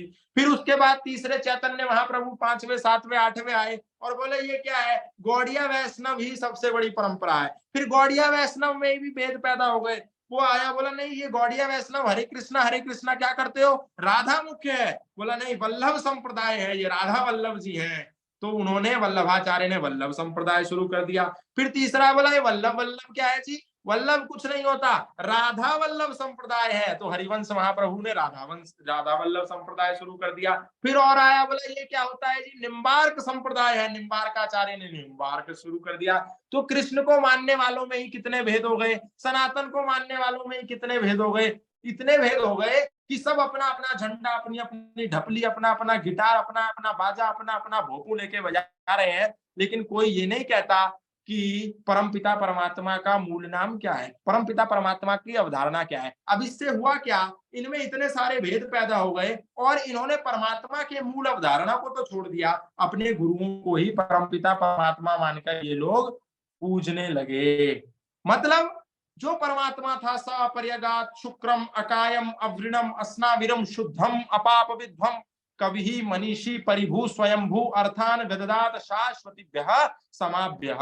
जो ऋषि दयानंद ने कहा कि परमपिता परमात्मा निराकार है, सर्वव्यापक है, सर्वशक्तिमान है, अजन्मा है, अमर है, नित्य है, पवित्र है, न्यायकारी है, दयालु है, अनंत है, सर्वाधार है, सर्वेश्वर है। उस परंपरा को हम भूल करके किसी ने बोला कि ये जो पत्थर तुमको दिखाई दे रहा है यही परमात्मा है, तो हमने मान लिया। किसी दूसरे ने कहा कि ये जो साईं बाबा है ना ये परमात्मा है, तो हमने उसको मान लिया। किसी तीसरे ने कहा कि ये जो गाजी बाबा की मजार है ना यही परमात्मा है, तो हमने उसको मान लिया। कोई चौथा आया बोला नहीं नहीं ये नहीं, ये जो इसकी जो मजार है ये 9 गजा पीर की जो मजार है यही परमात्मा है। किसी ने भी हमको आया भ्रमित करा और हमने मान लिया। और किसी लोगों ने क्या कहा कि तुम तर्क मत करो, जहां धर्म की बात आए, जहां परमात्मा की बात आए वहां तर्क की कोई आवश्यकता नहीं है। इसीलिए देवकी नंदन ठाकुर ने कहा कि मेरी कथा में तुम आना तो अपनी चप्पलों के साथ बुद्धि भी बाहर रख करके आना। बाकायदा एक बैनर लगा दिया और लोगों ने इसी को फॉलो किया और बुद्धि लोग बाहर छोड़ गए, अंदर जाकर कभी सवाल ही नहीं किया कि वास्तव में परमात्मा की मूल अवधारणा क्या है, हमारा ग्रंथ कौन सा है, परमात्मा की वाणी कौन सी है, और हम सब भ्रमित हो गए। हाँ, ये मैं जरूर कह सकता हूं कि ये जितने भी ग्रंथ आपको देखने को मिलते हैं, ये जितने भी संप्रदाय आपको देखने को मिलते हैं, इसमें थोड़ी थोड़ी थोड़ी थोड़ी बातें धर्म की जरूर है। क्यों? क्योंकि वेद ही तो उद्गम है, ज्ञान का जो उद्गम है वो वेद का है। लेकिन इन लोगों ने बहुत सारी ऐसी बातें सम्मिलित कर ली हैं जो वास्तव में वेद के विरुद्ध भी हैं। जैसे गरीबों को भोजन कराते हैं तो ये धर्म की बात है, लेकिन गरीबों को भ्रमित करके उनसे पाखंड रचवाते हैं, ये बहुत गलत बात है। गरीबों का इलाज करते हैं, मानव मात्र की सेवा करते हैं, मानव का कल्याण करते हैं, बहुत अच्छी बात है। लेकिन उनको सही रास्ता नहीं बताते, ये बहुत बुरी बात है। उनको कुंडली के नाम पर, सर्प दोष के नाम पर, काल सर्प दोष के नाम पर, अंधविश्वास के नाम पर, पाखंड के नाम पर ठगते हैं, ये बहुत गलत बात है। तो ऐसी बहुत सी बातें हैं जिसको आज हमें समझने की आवश्यकता है। लेकिन अब बहुत सारे लोग कहेंगे कि तुम सनातन धर्म के वेद को परमात्मा का ज्ञान बताते हो, लेकिन ये तो बताओ कि तुम्हारे सनातन धर्म में परमात्मा कितने हैं। तो कोई कहेगा जी मेरे गुरुजी परमात्मा है, फिर दूसरा कहेगा गुरुजी कहां से परमात्मा है, सृष्टि तो ब्रह्मा ने बनाई, ब्रह्मा जी परमात्मा है। बोले अरे तेरे ब्रह्मा कहां से परमात्मा है, मेरे विष्णु परमात्मा है। अना कृष्ण परम कृष्णा, ऐसे करके अलग अलग सूत्र बना दिए। फिर तीसरा कहेगा तेरे विष्णु कहां से परमात्मा है, विष्णु के तो चरण दबा रही है लक्ष्मी, लक्ष्मी परमात्मा है। फिर ऐसे करके अलग अलग परमात्मा आ जाएंगे, बोलेगा इंद्र परमात्मा है, हनुमान परमात्मा है, राम परमात्मा है। तो अब व्यक्ति जो है, आम जनमानस जो है, युवा जो है, वो कंफ्यूज हो जाएगा कि परमात्मा की क्या अवधारणा है। राम को मानू कि कृष्ण को मानू, हनुमान को मानू कि शिव को मानू, किसको मानू, भगवती को मानू कि सरस्वती को मानू। तो सबसे पहले तो हमको ये समझना है कि परमात्मा क्या है। तो एक अवधारणा समझिए कि जो एक रामचंद्र नाम का व्यक्ति आपके पड़ोस में रहता है, यदि आप उसको दशरथ के बेटे वाला राम समझने लगो तो मूर्खता किसकी होगी। आपके पड़ोस में एक रामचंद्र छत्रपति नाम का व्यक्ति कोई रहता है, उसको आप किसी को बताओ कि मेरे पड़ोस में तो रामचंद्र रहता है, और वो कोई व्यक्ति कहने जिसको आप बता रहे हो वो कहे अच्छा तुम्हारे पड़ोस में राम जी रहते हैं, वाह वाह वाह, मुझे भी उनके दर्शन करने हैं, मैंने तो राम को देखा नहीं, आपके पड़ोस में रहते हैं रामचंद्र जी, मैं उनके दर्शन करना चाहता हूँ, उनसे अपने अपने पापों का क्षमा मांगना चाहता हूँ। तो कितनी मूर्खता होगी। अरे भैया वो रामचंद्र जो दशरथ के बेटे थे वो अलग थे, संदर्भ और प्रसंग को समझो। और जो उसके पड़ोस में रामचंद्र छत्रपति रहता है वो अलग है। ठीक है, फिर दूसरी बात, दशरथ का बेटा राम है, लोगों ने उसको परमात्मा माना। दशरथ के पुत्र राम अलग हैं, लेकिन वेदों में जो परमात्मा का नाम राम है वो अलग है भैया, उसको समझो, संदर्भ और प्रसंग। दशरथ का बेटा राम भगवान है, लेकिन इस सृष्टि का निर्माता राम परमात्मा है। कैसे? रमन्ते योगिना यस्मिन् स रामः, ये जितने योगी जन जिस परमपिता परमात्मा का ब्रह्म का ध्यान करते हैं वो राम है। क्यों? क्योंकि रमन्ते योगिनः यस्मिन् स रामः, जिसमें योगी जन रमते हैं वो राम है। वो राम कौन है जी? परमात्मा है। तो एक राम दशरथ का बेटा, एक राम घट घट में बैठा, एक राम पड़ोस में बैठा, एक राम का सकल पसारा, एक राम त्रिभुवन में न्यारा।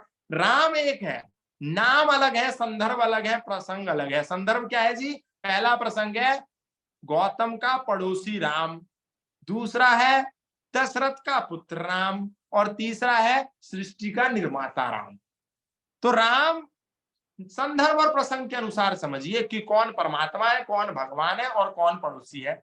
दूसरा कहेंगे तो राम यदि परमपिता परमात्मा है, सृष्टि का संचालक है, सृष्टि का निर्माता है, तो ब्रह्मा कौन है जी? अरे भैया, ब्रह्मा भी परमात्मा है, लेकिन वो उसका दूसरा नाम है। ब्रह्मा उसका दूसरा नाम है, विष्णु उसका दूसरा नाम है, ब्रह्मा उसका दूसरा नाम है, शंकर उसका दूसरा नाम है, मंगल शनिश्चर उसका दूसरा नाम है। जैसे लखनलाल आर्य जी का मुख्य नाम लखनलाल आर्य है, लेकिन कोई व्यक्ति इनको कहता है संचालक महोदय, क्योंकि ये इस कक्षा का संचालन करते हैं। कोई व्यक्ति इनको कहता है शिक्षक महोदय, तो ये क्यों? क्योंकि ये शिक्षक है। कोई व्यक्ति इनको कहता है आचार्य जी, कहीं इन्होंने आचरण का ग्रहण कराया। कोई इनको कहता है पापा जी, क्योंकि ये उस व्यक्ति के पिता हैं। कोई इनको कहता है पतिदेव, क्योंकि ये किसी पत्नी के पति हैं। कोई इनको कहता है बेटा जी, क्योंकि ये अपने पिता के पुत्र हैं। लखनलाल मुख्य नाम है, लेकिन गुण कर्म स्वभाव के अनुसार संबोधन बदल जाता है। इसीलिए जिस परमात्मा को हम ब्रह्मा कहते हैं, वो किस दृष्टि से कहते हैं? यो अखिलम जगन निर्माणेन बरहति वर्धयति वा सा ब्रह्मा, जो अखिल विश्व का, अखिल सृष्टि का निर्माण करके इसको बढ़ाता है और संचालित करता है। इसीलिए इस दृष्टि से उसको किसी ने ब्रह्मा कहा। किसी ने देखा कि अरे ये तो समस्त चर अचर, लिविंग एंड नॉन लिविंग चीजों में विद्यमान है, घट घट में व्यापक है, तो उसने कहा जी ये तो विष्णु है। कैसे है विष्णु? वेवेष्टि व्यापनोति चरा चरम जगत स विष्णु। उसने क्यों? उसने ये देखा कि ये जगत में विद्यमान है, इसलिए उसने विष्णु कह दिया।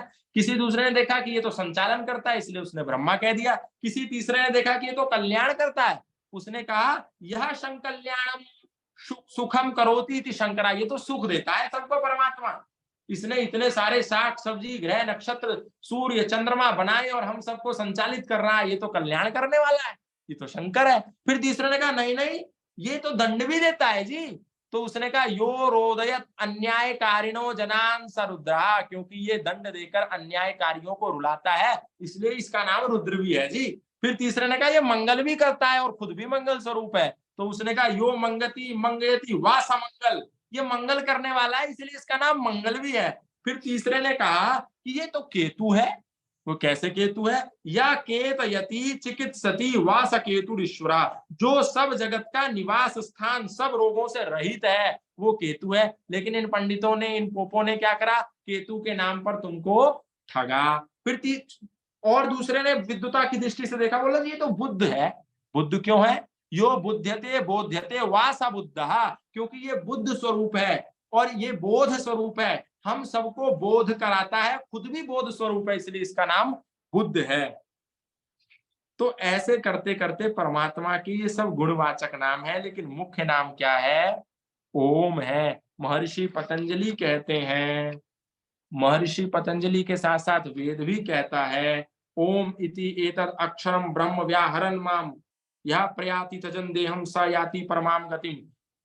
भगवत गीता, कृष्ण भी खुद कह रहे हैं, जिस कृष्ण को तुमने परमात्मा बना दिया वो क्या कह रहे हैं? ओम इति एक अक्षरम ब्रह्म व्याहरन् माम अनुस्मरन् या प्रयाति तजन देहम स याति परमाम गतिम। ओम परमात्मा एक है, उसी की उपासना करो, उसी की पूजा करो। लेकिन हमने कृष्ण की बात भी नहीं मानी, कृष्ण को ही परमात्मा बना करके प्रस्तुत कर दिया।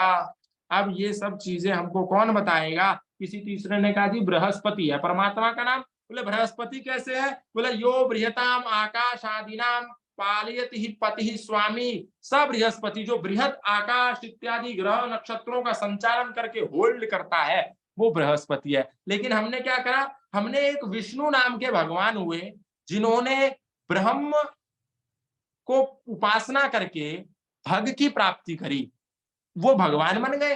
राम हुए, जिन्होंने भग की प्राप्ति कर गई, वो भगवान हो गए। लेकिन हमने उनको परमात्मा मान लिया। हमने परमात्मा के नाम राम में और दशरथ के बेटे राम में भेद ना पैदा करके उनको एक ही मान लिया।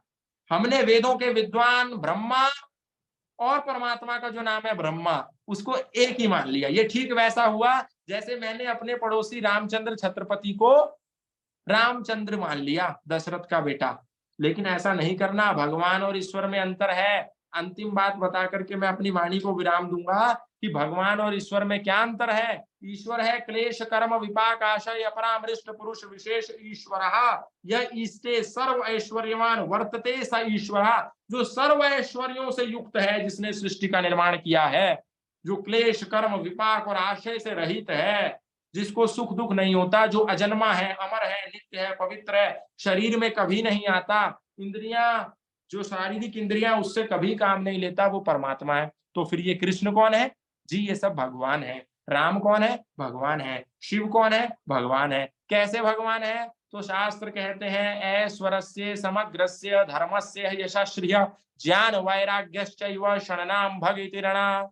जिसके पास बल होता है वो बलवान होता है, जिसके पास विद्या होती है वो विद्वान होता है, जिसके पास धन होता है वो धनवान होता है, और जिसके पास भग होते हैं वो भगवान होता है। अब ये भग क्या होते हैं? तो कहा ऐश्वर्यस्य, जो ऐश्वर्यवान हो, समग्रस्य धर्मस्य, ऐश्वर्य होने के साथ साथ जो धर्म भी हो, जिसके पास धार्मिक भी हो, जिसको पता हो क्या करना है क्या नहीं करना है और वही वो आचरण भी करता हो। यशस्श्रिया, जिसके पास यश भी हो, श्री भी हो, ज्ञान भी हो और वैराग्य भी हो। लेकिन आज समाज में क्या है? किसी के पास धर्म है तो ऐश्वर्य नहीं है, किसी के पास ऐश्वर्य है तो यश नहीं है, यश है तो श्री नहीं है, श्री है तो ज्ञान नहीं है। आप देखते होंगे किसी के पास बहुत संपत्ति है लेकिन विद्या नहीं होती, अनपढ़ होता है। कोई अनपढ़ है, उसके पास धर्म नहीं होता। किसी के पास बहुत पैसा है, विद्या भी है, लेकिन उसको धर्म का नहीं पता, ज्ञान नहीं है उसके पास। लेकिन जिसके पास ये सारे के सारे भग होते हैं, और इन सब के होने के बाद, ऐश्वर्य होने के बाद, श्री होने के बाद, ज्ञान होने के बाद, धर्म होने के बाद वैराग्य होता है, वो भगवान बन जाता है। जैसे श्री रामचंद्र जी के पास कितना ऐश्वर्य था, श्री था, धर्म था, ज्ञान था, लेकिन जब पिता ने कहा कि तुमको कल राजा बनाना है तो कुछ नहीं बोला। और जब बोला कि नहीं अब राजा नहीं बनना, अब तो छोड़ करके माँ कैकेयी को, क्योंकि वचन दिया था वनवास जाना पड़ेगा, तो भी कुछ नहीं कहा, वैरागियों की तरह छोड़ करके चले गए। तो जिसके पास ये भगों की प्राप्ति होती है वो भगवान होता है। लेकिन मनुष्य को भगवान और ईश्वर में भेद रखना चाहिए। परमपिता परमात्मा का एक नाम भगवान भी है, क्योंकि महर्षि दयानंद ने भी सत्यार्थ प्रकाश के प्रथम चैप्टर में 100 नामों की व्याख्या की है। तो परमपिता परमात्मा का एक नाम भगवान भी है।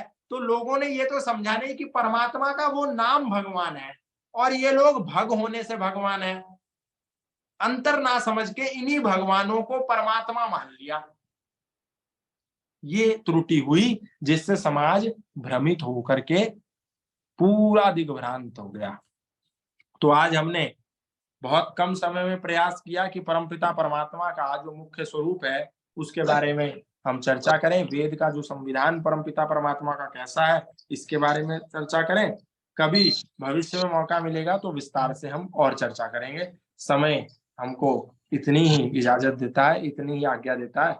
हम एक बार गायत्री मंत्र का उच्चारण करके अपनी बात को विराम देंगे। सभी लोग आंखें बंद करके परमपिता परमात्मा का ध्यान करके उनको समर्पित करें।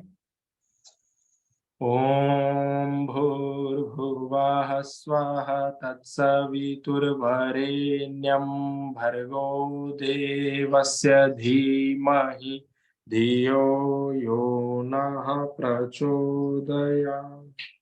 ओम शांति। बहुत बहुत आभार गौतम खट्टर जी। जैसा कि मैंने बताया, जो लोग नहीं जानते उनको बता दें अपने लोगों को। कम से कम 5 लाख इंस्टाग्राम पे आपको फॉलोवर्स हैं और 8.5 लाख के करीब यूट्यूब पर फॉलोवर्स हैं। और कितनी धारा प्रवाह है, जो शैली है उदाहरण दे करके समझाने की, वो निश्चित रूप से अद्वितीय है। तो यही कारण है कि वहाँ को आप वैदिक धर्म के बारे में बहुत अच्छे से प्रतिदिन बता रहे, नए नए वीडियो डाल करके कई लोग उनको शेयर करते हैं, हमें खुशी होती है। बहन मुस्कान रघुवंशी जी 1 मिनट के लिए आ जाइए। मुस्कान रघुवंशी जी, बहन मुस्कान जी। और हमारे इंस्टाग्राम पर से जिन लोगों ने स्टोरी देख करके अगर कोई व्यक्ति जुड़ा है और उनमें से किसी का प्रश्न है तो वो हाथ भी उठा सकते हैं, हम उनका प्रश्न भी ले लेंगे। कोई भी यदि हमारी स्टोरी देख करके अगर आज इस कक्षा में जुड़ा हो तो काफी लोग जुड़े हैं आपके, काफी लोग जुड़े हैं इस कक्षा में। आपके जो नए लोग हैं वो काफी जुड़े हैं, जिनको हम पहली बार देख रहे हैं। तो वो हाथ उठा करके अपना प्रश्न पूछ सकता है, बिल्कुल। उसके मन में कोई शंका हो किसी भी प्रकार की, जो हमारे मुस्कान जी जब तक आप आ जाएगी।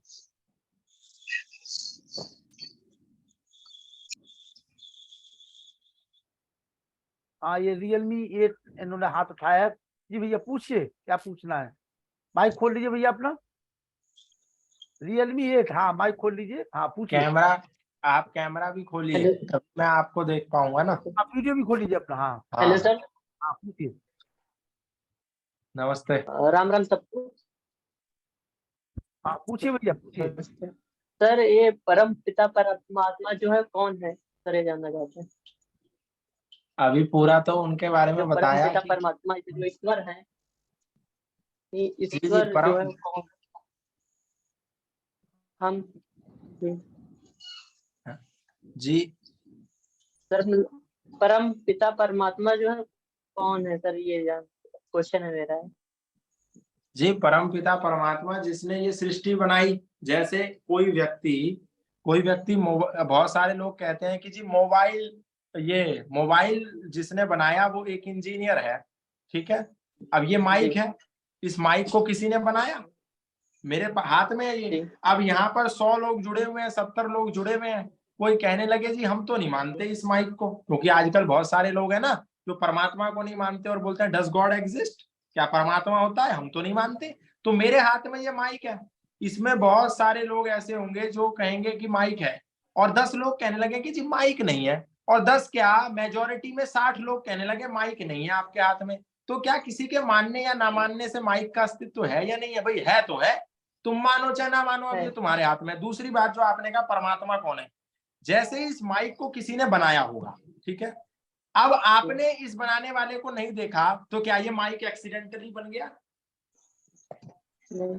कोई विवेकी पुरुष होगा तो वो कह सकता है कि आज ये जो मीटिंग में जुड़े हैं तो किसी ने इसको आयोजित किया है, किसी ने सूचनाएं भेजी हैं, तब जाकर के इतने लोग यहाँ पर आए हैं। कोई आए बीच में से बोले नहीं ये तो एक्सीडेंटली सब लोग इकट्ठे हो गए, अपने आप लिंक लुंक क्रिएट हुआ, सबके कैमरे खुल गए और अपने आप कक्षा चलने लगी, एक्सीडेंटल हो गया, तो नहीं। जैसे एक माइक को बनाने वाला है, एक आईफोन को बनाने वाला है, एक छोटी से छोटी चीज को बनाने वाला कोई व्यक्ति है, ठीक है। हम इधर से कोई चीज मशीन में डालते हैं, दूसरे तरफ से वो प्रोडक्ट बन के निकलती है। इसी प्रकार गाय हरी हरी घास खा रही है और सफेद दूध दे रही है, तो उस गाय के निर्माण में क्या बुद्धि विवेक दिमाग कुछ नहीं लगा होगा, विज्ञान नहीं लगा होगा। तो कहने का तात्पर्य यह है कि जो पूरी सृष्टि आपको दिख रही है, आम का बीज लगाया तो आम का ही पेड़ निकल के आया, और बबूल का लगाया तो बबूल का लगाया, एक्सीडेंट हो जाता? आम का बीज लगाने से चीकू का पेड़ निकल जाता? नहीं। ये पूरा का पूरा विज्ञान जो आप देख रहे हैं, सृष्टि का निर्माण जो आप देख रहे हैं, इसके निर्माता को ईश्वर कहते हैं। इसीलिए कहा या ईष्टे सर्व ऐश्वर्यवान वर्तते स ईश्वरा। ये जितना भी धन ऐश्वर्य संपदा आपको दिख रही है, खदानें दिख रही हैं, तेल वगैरह इत्यादि, ये जो भी आपको दिख रहा है, ये सब परमपिता परमात्मा इसके पीछे है। ये कोई इतना सूक्ष्म विषय है कि मैं आपको 5 मिनट में नहीं बता सकता। इसके लिए हम एक अलग से कक्षा करेंगे और फिर विस्तार से इस पर चर्चा करेंगे, क्योंकि अभी बहुत सारे लोग और भी हैं, तो हम उनके भी प्रश्न ले लेंगे। आइए मीनाक्षी जी, आपका प्रश्न है। मीनाक्षी जी, और मैं एक सूचना आप लोगों को दे दूं कि जो आचार्य गौतम खट्टर जी ने जो आपको लिंक दी है, इसी लिंक पर प्रतिदिन कार्यक्रम होता है 8 बजे से 9 बजे तक। और रविवार को बाबा रामदेव जी के गुरु आचार्य डॉक्टर प्रद्युम्न जी आ रहे हैं। और कल जो गौतम जी, कल एक जो बहन आ रही है, वो 3 साल पहले आर्य समाज से जुड़ी है, और सोशल मीडिया के माध्यम से आप जैसे लोगों को सुन करके वो जीएसटी जो है उसमें सर्विस करती है, सीजीएल के थ्रू है। भारती प्रियंका पारासर जी, कल उनका व्याख्यान है। मैं जानता हूँ जी, मैं जानता हूँ, मेरी परिचित है। तो वो हमने बात की उनसे, तो उन्होंने बताया मैं सोशल मीडिया के माध्यम से ही आर्य समाज से जुड़ा हुआ हूँ। आइए मीनाक्षी जी। ओम गौतम जी, मैं सुनाई दे रही हूँ? हाँ, जी जी। बोलिए अपना मीनाक्षी। जी मेरा एक प्रश्न ये है कि आपने बहुत सारी कम्युनिटीज के बारे में बताया, जैसे आपने बोला कि हरे कृष्ण को अलग मान रहे हैं, कोई शैव संप्रदाय को मान रहा है, कोई किसी को मान रहा है। तो मेरा प्रश्न ये है और मैं ये पूछना चाहती हूँ कि ये सबका जो मूल तत्व है, ये सब ईश्वर तक ही ले जाना चाहते हैं सबको। तो इससे कोई फर्क नहीं पड़ रहा है मेरे हिसाब से कि वो किस चीज को मानकर ईश्वर तक पहुंच रहे हैं। मतलब मेरा मतलब ये है, अगर कोई सनातन को आगे बढ़ाना चाह रहा है, ये सारी कम्युनिटीज भी एक ही काम करे कि सनातन का प्रचार कर रही हैं और सनातन तक लोगों को पहुंचा रही, तो वो किसी भी रास्ते से लेकर जाए तो जा ईश्वर तक ही रहे लोग, पहुंच ईश्वर तक ही रहे हैं लोग। और दूसरा प्रश्न ये है कि जब हम भगवान की भक्ति करें, किसी भी भगवान की, जैसे भगवान के आपने स्वरूप बताया भगवान का, उनमें से हम किसी भी परमात्मा की, किसी भी भगवान की स्तुति कर रहे हैं, तो करते समय जो हमें शांति मिल रही है, जो ये सब कुछ मिल रहा है, तो अगर आप ये कहना चाहते हैं कि इस सबको, ये सब जो हम मान रहे हैं, ये अभी तक हमारा ज्ञान मतलब पूरा नहीं था और हम किसी गलत चीज को मान रहे हैं, तो ये क्या ऐसा कहना चाहते हैं आप? देखिए, जो जिस स्वरूप में है उसको उसी स्वरूप में मानना। एक उदाहरण के लिए भगवत गीता में स्वयं योगेश्वर भगवान श्री कृष्ण कह रहे, आपने कहा ना कि किसी को भी मान लो ईश्वर, जो ये मान रहे हैं तो सनातन की बात है तो ईश्वर ही नहीं। खुद योगेश्वर भगवान श्री कृष्ण गीता में कह रहे हैं, यह शास्त्र विधिम उत्सृज्य वर्तते कामकारतः न स सिद्धिम वाप्नोति न सुखम न पराम गतिम। शास्त्र के विरुद्ध जो चलता है, शास्त्र कहता है कि परमपिता परमात्मा को ही परमपिता मानो, लेकिन लोग आज के कह रहे हैं कि किसी आक्रांता साईं बाबा को परमात्मा मान लो। कोई कह रहा है नहीं, ये गाजी अली को परमात्मा मान लो, जिसने तुम्हारे पूर्वजों को मारा, तो तुम उन्हीं विनाशकों की उपासना कर लो। नहीं, शास्त्र जिसको परमात्मा कह रहा है उसी को परमात्मा को परमात्मा मानो, जड़ को जड़ मानो। हम क्या कर रहे हैं, क्रिएटर की उपासना ना करके क्रिएशन की उपासना कर रहे हैं। पहाड़ किसने बनाया, सूर्य किसने बनाया, चंद्रमा किसने बनाया, परमात्मा ने बनाया ना। तो हमने क्या करा, परम पिता परमात्मा का धन्यवाद नहीं किया कि आपने हमको फ्री में रोशनी दी। यहाँ जो हमने घर में बिजली का बिल, बिजली का मीटर लगा रखा है, ये तो हर महीने हमको बिल थमा देता है और इसकी रोशनी तो इतनी अधिक भी नहीं है। आपने तो सूरज लगाया और हमसे बिल भी नहीं लिया, पैसा भी नहीं लिया है, तो आपका धन्यवाद कर दें। नहीं, लोग क्या कर रहे हैं, उनका धन्यवाद ना करके सूरज की उपासना कर रहे हैं। कोई चांद की उपासना कर रहा है, कोई पत्थर की उपासना कर रहा है, कोई पहाड़ की उपासना कर रहा है। भाई, योगेश्वर भगवान श्री कृष्ण को तुम परमात्मा मान रहे हो, लेकिन योगेश्वर भगवान श्री कृष्ण की मूर्ति को क्यों मान रहे हो? योगेश्वर भगवान श्री कृष्ण की क्यों नहीं मानते? कृष्ण को मान रहे हो, कृष्ण की नहीं मान रहे। कृष्ण स्वयं कह रहे हैं, यह शास्त्र विधि उत्सृज्य वर्तते काम कारता। तुमको न सिद्धि ना सा सिद्धिम वापनोति ना सुखम ना पराम गतिम। यदि तुम मेरी शास्त्र की बातों को नहीं मानोगे, परमात्मा के शास्त्रों की बातों को नहीं मानोगे, तो तुम ये जो सोचते हो कि तुमको शांति मिल जाएगी, सुख मिल जाएगा, सिद्धि मिल जाएगी, कुछ नहीं मिलेगा। आप एक भ्रम के इर्द गिर्द घूम रहे हैं। आप कह रही हैं कि शांति मिलती है, ठीक है, फिर मुसलमानों को भी शांति मिलती है हिंदुओं का कत्ल करके, तो फिर इसका मतलब तो वो भी जायज होना चाहिए। फिर तो ईसाइयों को भी बड़ा दिल को सुकून मिलता है, लोगों को आटा दाल चावल दे करके ईसाई बना देने से, तो फिर तो वो भी सही होना चाहिए। नहीं, शास्त्र के अनुकूल पाषाण को पाषाण मानो और परमात्मा को परमात्मा मानो, ईश्वर को ईश्वर मानो और मनुष्य को मनुष्य मानो। जो जैसा है उसको वैसा मानना ही सत्य है, और जो जैसा है उसको विपरीत मानना मिथ्या है। जी, अगला कोई। अंशिका सिंह जी, वीडियो खोल लीजिए। अंशिका बहन जी, हेलो बहन जी अपना वीडियो खोल लीजिए। जी आइए, स्वागत है। हेलो सर, मैं एक स्टूडेंट हूँ। मुझे ये तो क्लियर हो गया कि परमात्मा और भगवान में डिफरेंस क्या है, ठीक है। बट बहुत सारे लोग होते हैं जो अपने अपने भगवान को मानने के लिए अलग अलग मिथ बना के रखे हैं। तो इस मिथ को क्लियर करने के लिए उन लोग के बहुत अलग अलग ग्रंथ है, बहुत कुछ है। तो मतलब हमें तो बस एक, मतलब जो परमात्मा है उसको मानने के लिए, अगर हम वो जो परमात्मा है अगर हम उसे माने, तो हम इन जैसे लोग बहुत सारे सनातन धर्म का अलग अलग तरह से प्रचार करते हैं, तो उस प्रचार को करते वक्त हम लोग उसमें बहुत सारे मिलावट तक कर देते हैं। जिससे लोग में मिथ होता है, तो हम इसको दूर करने के लिए तो हमें क्या करना चाहिए? एक छतरी का प्रचार, एक ध्वज का प्रचार, एक सत्य का प्रचार। समाज में बहुत सारी चीजें हैं जो सच में झूठ मिलाकर के प्रस्तुत हो गई हैं। कुछ सच है, कुछ झूठ है, मिक्सचर होकर के प्रस्तुत हो गया है। हमको क्या करना है, सबको फिल्टर करना है। तेल में यदि अशुद्धि आ जाए तो क्या करते हैं, फिल्टर लगा करके उसको प्यूरिफाई कर देते हैं। नल में अब अशुद्ध पानी आने लगा है तो हमने क्या करा, घर में एक आरओ लगा दिया, वाटर प्यूरिफायर, उससे छन करके पानी प्यूरिफाई होकर के आता है। इसी प्रकार जो सैद्धांतिक और फिलोसॉफिकल बातें हैं, इनको ठीक ठीक समझने के लिए अपने दिमाग में एक फिल्टर इंस्टॉल करना पड़ेगा। उस फिल्टर के इंस्टॉल करने के बाद क्या होगा, कोई भी यदि पाखंडी हमको गलत चीजें हमारे दिमाग में इंजेक्ट करने की प्रयास करेगा तो हम तुरंत अलर्ट हो जाएंगे कि कुछ गलत हो गया। जैसे कई बंगलों में सेंसर लगे होते हैं, तिजोरी को किसी ने, अनैतिक व्यक्ति ने हाथ लगाया, या बैंक की मान लीजिए, बैंक में किसी ने लूटपाट करी तो तुरंत हाथ लगाते ही सेंसर बजने लगते हैं और पुलिस आ जाती है तुरंत।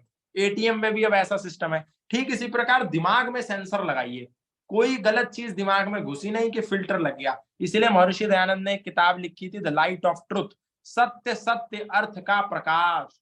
धर्म के नाम पर बहुत सारा अधर्म समाज में बिक रहा है, इसको रोको। इसलिए उन्होंने एक ग्रंथ दे दिया, सत्य सत्य अर्थ का प्रकाश करके। वो जो पढ़ लेगा उसके दिमाग में एक छन्नी लग जाएगी, फिल्टर। कोई भी गलत चीज दिमाग में इंजेक्ट होने से पहले तुरंत अलर्ट हो जाएगा। ठीक है, चलिए अभी थोड़ी देर में बात कर रहा हूँ मैं, थोड़ी देर में। दीपक जी आइए, क्या प्रश्न है आपका? कुछ ट्रेनिंग चल रही है। दीपक जी, जी। हेलो। हाँ दीपक जी, हाँ हेलो। एक्चुअल में मैं अभी ज्वाइन किया, मुझे रिसेंटली मैंने आपको इंस्टा पर फॉलो किया था, तो मैंने आपका एक इंटरव्यू भी देखा था, आशुतोष कुछ करके था, यूट्यूब पे देखा था, तो मुझे काफ़ी अच्छा लगा था, उससे मुझे काफ़ी यूजफुल इन्फॉर्मेशन मिली थी। तो सर अभी का तो सेशन में पूरा सुन नहीं पाया, अटेंड नहीं कर पाया, क्योंकि मुझे अभी नोटिफिकेशन दिखा, तो मैंने पूरा, आपने क्या बोला ये मुझे पता नहीं चला। लेकिन एक मैंने आपका जो परसों वाला 1-1.5 घंटे का इंटरव्यू देखा था यूट्यूब चैनल में कहीं, तो उस पर मेरे कुछ डाउट थे, क्वेश्चन। जी तो जी। सर मेरे को हाँ सर, मुझे ये जानना था कि एक्चुअल में आपने बताया था कि जो हमारे पुराने पुराण थे या जो भी थे, जो रामायण जो भी बुक है, इसमें छेड़छाड़ की गई है। आपने बताया था कि जो पहले हमारे जितने भी महापुरुष हुआ करते थे वो अपने सर कलम करवा देते थे, तो फिर बाद में क्या हुआ कि आपने। जी, अगर और किसी का सवाल है तो हाथ उठा लीजिए, फिर हमारे पास समय भी सीमा है। हेमंत अग्रवाल जी पूछिए, जल्दी पूछिए। सर मेरा नमस्कार सभी को। सर मेरा ये सवाल है सर कि आज हमारे बीच भी बहुत सारे साधु संत हैं जिनका चरित्र इतना पावन है कि हम उन्हें साधु संत बुलाने से मना नहीं कर सकते, लेकिन फिर भी हर कोई आज के समय में अलग अलग, आप जैसे कह रहे हैं कि ये सिर्फ भगवान है, तो उन भगवानों को ही परमात्मा मान रहे हैं, घोषित कर रहे हैं, सबको उन्हीं का पालन करने के लिए बोल रहे हैं। कोई कहता है कि श्री कृष्ण ही परमात्मा है, तो कोई कहता है कि राधा रानी उनसे भी बड़ी, उनसे भी ऊपर हैं, वो देवी हैं। कोई कहता है कि शिव ही परमात्मा है, शिव से ही नारायण और सारे जो देवी देवता हैं वो जी, प्रश्न पूछिए ना, प्रकट प्रश्न हुए। क्या है आपका? इसके बाद संत तो है ही सर, वो इस बात में तो कोई जुटलाया नहीं जा सकता, आप अपना क्योंकि उनका चरित्र इतना पावन है, सारी जिंदगी जो है परमात्मा का नाम लेने में ही निकाल दी। प्रश्न पूछिए, आप प्रश्न नहीं पूछ पा रहे आप अपना। प्रश्न ये है सर कि जो भी आज के टाइम पे संत है वो सभी किसी एक आप बोल सकते हैं, जैसे कोई कह रहा है कि राधा रानी परमात्मा है, कोई कह रहे हैं श्री कृष्ण ही परमात्मा है। तो सभी अलग अलग, सभी जो संत हैं सर वो इतनी तपस्या कर रहे हैं, फिर भी वो सिर्फ अलग अलग को ही क्यों परमात्मा बताते हैं, किसी एक को ही क्यों नहीं परमात्मा बता पा रहे हैं? आज तक इतने संतों ने तपस्या की, कोई सिर्फ किसी एक को ही परमात्मा क्यों नहीं बता पा रहा है? सभी अलग अलग नहीं, चरित्र। देखिए ऐसा नहीं है, बहुत सारे लोग हुए जिन्होंने एक परमात्मा को माना, और आज जिन लोगों की आप बात कर रहे हैं वो किसी किसी संप्रदाय में बंधे हुए हैं। कोई ब्रह्म कुमारी के शिक्षा को लेकर के लीडर बन गया, कोई राधा वल्लभ को लेकर के लीडर बन गया, कोई इस्कॉन को लेके बन गया, कोई गौड़िया को बन गया। अब उनकी मजबूरी है, वो एक परिधि में रह करके अपनी उन्हीं बातों को प्रचारित कर रहे हैं जो उन्होंने कुछ अपनी पुस्तकों से पढ़ ली है। इसीलिए परमात्मा को परमात्मा वही बताएगा जो आर्ष ग्रंथों का अध्ययन करेगा। आर्ष का तात्पर्य है जो ऋषियों द्वारा प्रदत्त ज्ञान है। ऋषियों के ज्ञान वाला व्यक्ति परमात्मा परमात्मा को ही बताएगा, लेकिन जिन्होंने विद्वानों की या कुछ कुछ जानकारों की किताबें पढ़ ली हैं, अनार्ष पुस्तकें पढ़ ली हैं, फिर वो इसी प्रकार की बातें करेगा। ठीक है, चलिए नेक्स्ट। सर हमें ये सारे कंफ्यूजन को दूर करने के लिए कौन सा ग्रंथ पढ़ना चाहिए या कौन सी पुस्तक है जिसे हमें पढ़ के ये सारे कंफ्यूजन हम अपने क्लियर कर सकते हैं? जी जी, सत्यार्थ प्रकाश है सबसे बढ़िया ग्रंथ, सत्यार्थ प्रकाश। कितने सारे ईसाई मिशनरी इस ग्रंथ को पढ़ करके सनातन धर्मी बन गए, जिनका एकमात्र उद्देश्य था भारत को ईसाई राष्ट्र बनाना। सैमुअल इवान स्टॉक, उन्होंने सत्यार्थ प्रकाश को पढ़ा और देश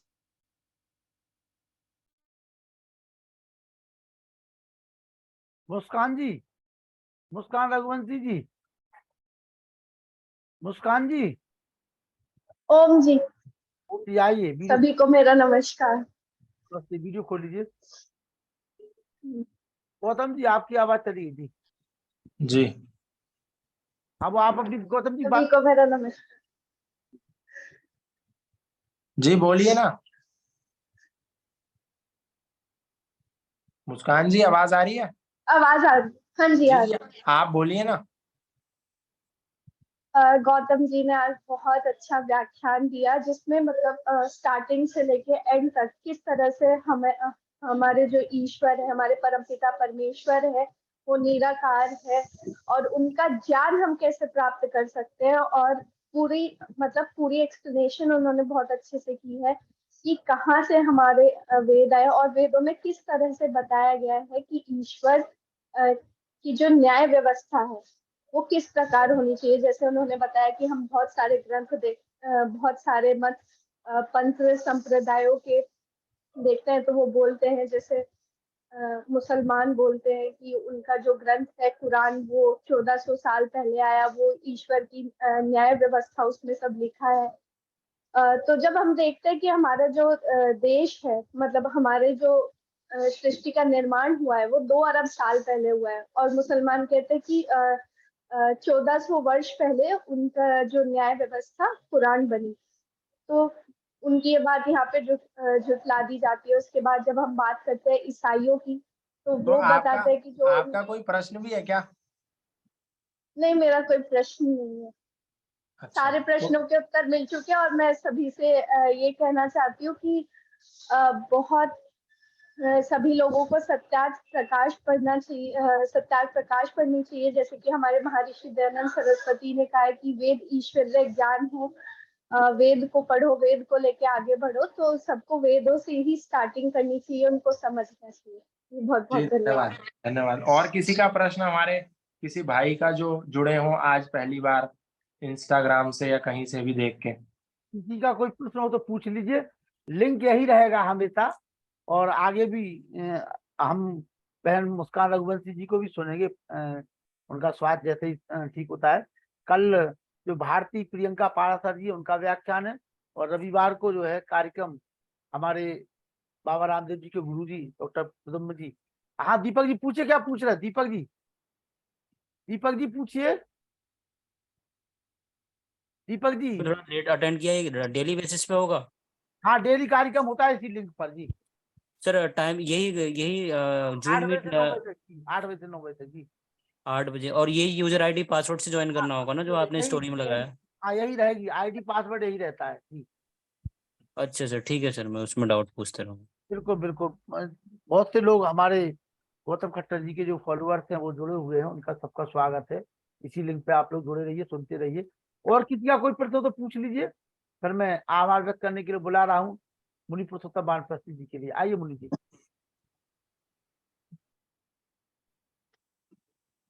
मुनि जी ओ आइए गुरु जी। सम्मानीय आचार्य गौतम खट्टर जी के लिए, और आज के हमारे तमाम लोगों ने जो प्रश्न किए हुए हैं, वैसे उस प्रश्नों की जरूरत नहीं थी, क्योंकि आपका जो विषय रहा है आद्योपान, प्रारंभ से लेकर अंत तक शंकाओं का कोई समाधान करने की जरूरत नहीं पड़ रही थी। या तो हम लोगों ने उनको सुना नहीं है या सुनने के बाद समझ नहीं पाया है। और जैसा कि अभी बताया गया है, सारी शंकाओं का समाधान सत्यार्थ प्रकाश में स्वतः अवगत हो जाता है। किसी कवि ने कहा है, सत्यार्थ प्रकाश के पढ़ने से बुद्धि निर्मल होती है, अज्ञान नष्ट हो जाता है, सज्ञान की जगती होती है। तो सत्यार्थ प्रकाश पढ़े आप लोग, बहुत अच्छा क्रांतिकारी आध्यात्मिक और भक्ति से सराबोर, जिसमें 3000 से ऊपर ग्रंथों का महर्षि जी ने हवाला देकर के एकदम से सटीक जो भ्रम थे, जो आपत्तियां थी, जो कुछ भी था उसमें, उनका निराकरण कर दिया है। केवल हम उसको पढ़ लें और समझ लें। जैसा कि अभी विषय चल रहा था कि ईश्वर को कैसे हम समझें, किसको कोई मान रहा है, कोई राम को मान रहा है ईश्वर, और उन्हीं एक ही तरफ जा रहे हैं। तो ये हमारी भ्रांतियां ही हैं केवल, जैसा भी बताया गया है। क्यों कि भगवान कृष्ण स्वयं कहते परमात्मा के लिए, गीता में कहा 18वें अध्याय में, ईश्वरा सर्वभूतानां हृदयेषु तिष्ठति अर्जुन। सारे प्राणियों के हृदय में परमात्मा का वास है, ईश्वर का वास है। वहां उन्होंने नहीं कहा कि मेरा वास है उसमें, मैं ईश्वर हूं। तो जो हम कृष्ण को तो मानते चले जा रहे हैं, और वो उन्होंने गीता में क्या कहा है, इसका भाष्य अनर्थ कर दिया, अर्थ का अनर्थ करके हम लोगों के सामने परोस दिया है। इससे हम लोग भ्रमित हो चुके हैं।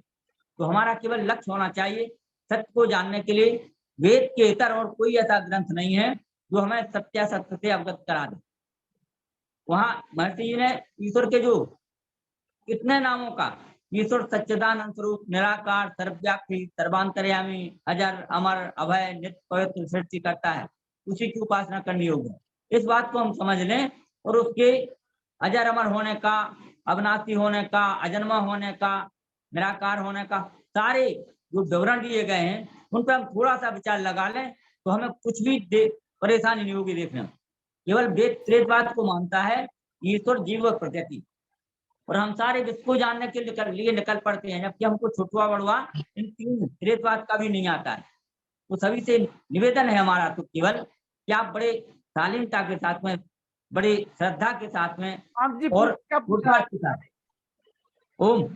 प्रशांत जी पूछ रहे हैं कुछ। प्रशांत जी पूछिए, प्रशांत जी जल्दी पूछिए, समय हो रहा है हमारा। फिर प्रशांत जी हाथ उठाया है आपने, पूछ रहे हैं कुछ जी। प्रशांत जी। हर्षिता जी भी जुड़ी हैं, कोई नीचे मैसेज आ रहा था, उनका भी कोई प्रश्न है क्या? हर्षिता जी,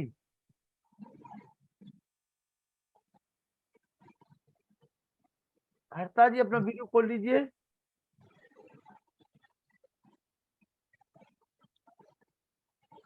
जी प्रशांत जी आपने हाथ उठाया हुआ है। हर्षिता जी नहीं दिखाई दे रही, कहाँ है?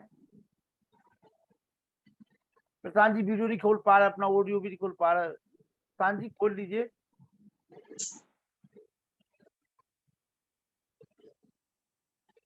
जिसको सत्यार्थ प्रकाश निशुल्क चाहिए हो तो प्रेम सचदेवा जी ने मैसेज किया है नीचे इनबॉक्स में, आप उनका नंबर नोट कर लीजिए और आपको ये ग्रंथ उपलब्ध हो जाएगा।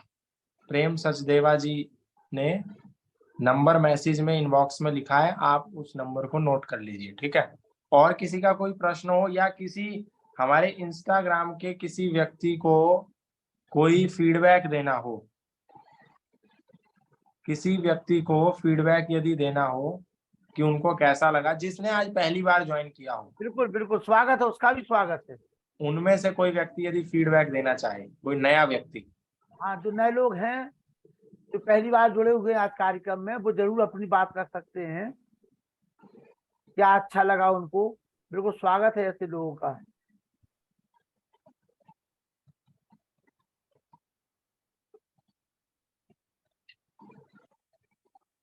जी हेमंत अग्रवाल जी, वहाँ पूछे क्या बोले जी? हेमंत जी बोलेंगे? हाँ, हर्ष तिवारी जी आ गए। हर्ष तिवारी जी साहब बोलिए। नमस्कार सर। हाँ जी, वैसे तो सर हम आपको बहुत टाइम से फॉलो कर रहे हैं इंस्टाग्राम पे, यूट्यूब पे आपकी बहुत सारी वीडियो देखते हैं सर। बस यही बोलना चाहेंगे कि जैसे आप सभी भ्रांतियों को मिटाने का जो अथक प्रयास कर रहे हो, वो बहुत ही सराहनीय विचार हैं सर आपके। जो धन्यवाद। गौतम खट्टर जी, आपकी हम लगातार वीडियो देखते रहते हैं, और जो भी हम भी आपके विचारों को आगे बढ़ाने के लिए प्रयास करते हैं, आपकी वीडियोस वगैरह को शेयर करते हैं सर। बहुत ही अच्छा लगा आज भी आपकी वीडियो सुनकर। जैसे भी आपने बताया कि परमात्मा और भगवान में अंतर होता है और सभी को समझना चाहिए। और जो तिवारी जी बोलिए। करण जी चूंकि आज ही गौतम खट्टर जी से हम लोगों की हमारी 4 बजे बात हुई, अचानक उनका कार्यक्रम मिला, इसलिए करण जी आपने स्टोरी देर में देख पाई होगी, लेकिन चलो आपने जब देखी ठीक है। आ जाइए वीडियो खोलकर, करण जी बोलिए। जय श्री राम। मैंने अभी कोई स्टोरी देखा, तभी मेरे को पहली बार, मैं आज अभी कुछ जल्द अभी ज्वाइन किया हूँ मीटिंग। जी चलिए, कल भी जुड़े रहिए इसी लिंक पे। हर्ष तिवारी जी बोलिए। हर्ष तिवारी जी चलिए। डॉक्टर व्यासनंद शास्त्री जी 2 शब्दों में आभार व्यक्त कर दीजिए गौतम जी का। जी बहुत अच्छा। ओम भद्रं कर्णेभिः शृणुयाम देवा भद्रं पश्येमाक्षभिर्यजत्राः स्थिरैरङ्गैस्तुष्टुवाग्हस्तनभिर्व्यसेमहि देवहितं यदायुः। ओम शांति शांति। आर्यों के महाकुंभ और भारत को समझो अभियान के अंतर्गत चल रहे इस सुंदर वैदिक सत्संग से हम सभी लाभ ले रहे हैं। और आज के मुख्य वक्ता हमारे सामान्य आचार्य गौतम जी, और इनको प्रस्तुत करने वाले इस कार्यक्रम के माननीय संचालक और मित्रवत श्री लखनलाल आर्य जी का बड़ा सामंजस्य सामंजस्य है कि वो इसमें निरंतरता के साथ लगे हुए हैं और हम लोग को जोड़ते रहते हैं, सबको जोड़ते रहते हैं। आज कई लोगों के नए विचार भी सुनने को मिले, बड़ा अच्छा लगा। नए लोग, युवा लोग जुड़ रहे हैं, इसलिए हम लोग नहीं भी बोलेंगे तो काम चलेगा।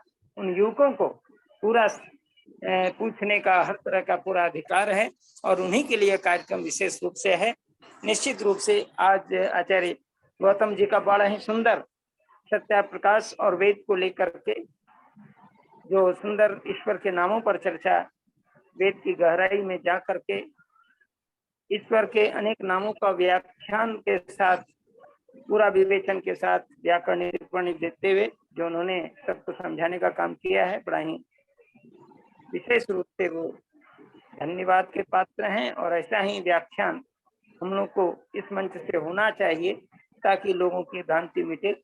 आपने गीता का भी सुंदर ओम के विषय में जो कहा, ओमित्येकाक्षरं ब्रह्म व्याहरण माम अनुस्मरण यह प्रियति त्यन्यं देहं स याति परमाम गतिम की भावना निश्चित रूप से वैदिक है। और इस पर भी बड़ी भ्रांति लोगों की है कि एकाक्षर से लोग जो है, पौराणिक लोग एक अक्षर ओम लिखते हैं, ऊ वाला, वो समझते हैं कि यही है। लेकिन इस पर वैदिक ओम जो हमारा उमा जो वेद में है, यही एक अक्षर है। एक अक्षर का यह मतलब है वो एक रस है और वसुधा अविनाशी सत्ता है, अक्षर है, इसका अच्छा ही नहीं होता। हेलो, हाँ बोलिए। परमात्मा को हम अक्षर कहते हैं। बोलिए हर्ष तिवारी जी बोलिए।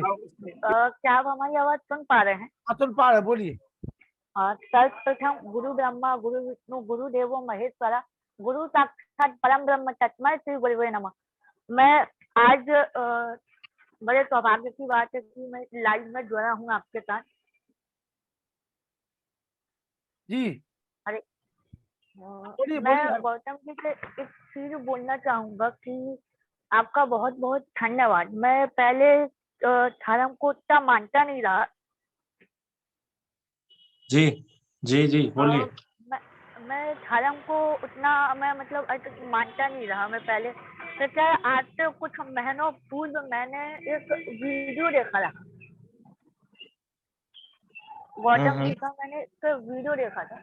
उससे तो मेरे को जैसे बहुत सी चीजें मतलब पता चल जाना, और उसके बाद में फिर मैं नास्तिक से आस्तिक की ओर मतलब आ रहा हूँ। तो मैं इसके लिए गौतम जी का बहुत बहुत आभार व्यक्त करना चाहता हूँ कि उन्हीं की वजह से आज मैं आस्तिक मतलब धर्म के मार्ग पर चला हूँ। कौन सी क्लास में हो आप? मैं 10th में हूँ, वर्तमान में 10th में गया हूँ। अच्छा, CBSE से? नहीं, मैं MP बोर्ड से हूँ, मैं जबलपुर मध्य प्रदेश से हूँ। वेरी गुड, बहुत अच्छा, बहुत सुंदर। गौतम जी तो भेड़ा घाट घुमाना, तुम वहाँ जबलपुर बुला के घुमाओगे?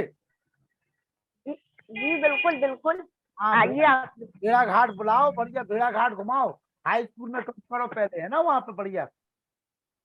चलिए, बहुत आपको बहुत शुभकामनाएं। ये धन्यवाद जी आपका। कितने लोगों को जीवन दान दिया है गौतम जी ने। एक बालक हर तिवारी, इसी प्रकार से हजारों लाखों युवकों को आपने वैदिक धर्म की राह दिखा दी है, इसमें कहीं कोई दो राय नहीं है। और ऐसे ही हमारे महर्षि दयानंद सरस्वती की जो अनुयायी हैं, वही कृतवंत विश्व मार्यम का नारा पूरे विश्व में गुंजायमान कर रहे हैं। आइए वेद प्रकाश शर्मा जी, शांति पाठ।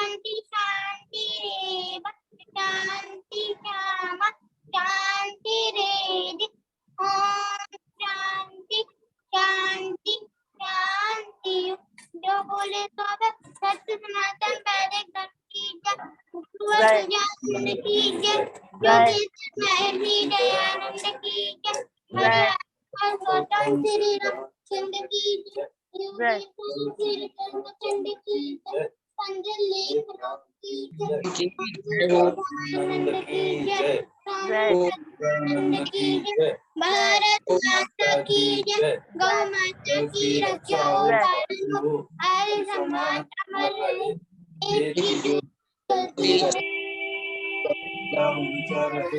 आर्यों के आंखों में संतोषी जय।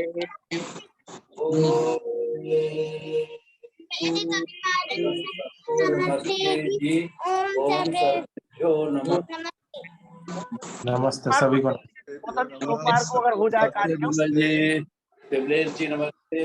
सोमवार को हो जाएगा? जी कर लेंगे। सत्यार्थ प्रकाश किसी को चाहिए हो तो मेरे से कांटेक्ट कर लें। बिल्कुल प्रेम सचदेवा जी, और अभी मैं फ्री दूंगा, बिल्कुल फ्री आपके घर तक पहुंचवाऊंगा। सत्यार्थ प्रकाश जिसने पढ़ना हो। सत्यदेवा जी एक मिनट, सत्यदेवा जी, और अभी गौतम जी ने जानकारी दे दी है, सोमवार को गौतम खट्टर जी को पुनः आप लोग सुन पाएंगे।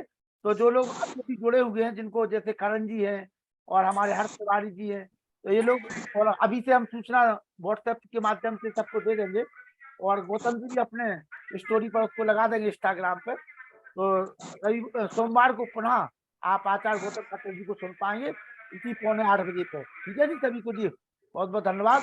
और जिनको सत्यार्थ प्रकाश चाहिए है, जिनके लिए, वो हमारे प्रेम सचदेवा जी ने कमेंट बॉक्स में नंबर दिया हुआ है, उसको नंबर नोट कर लीजिए।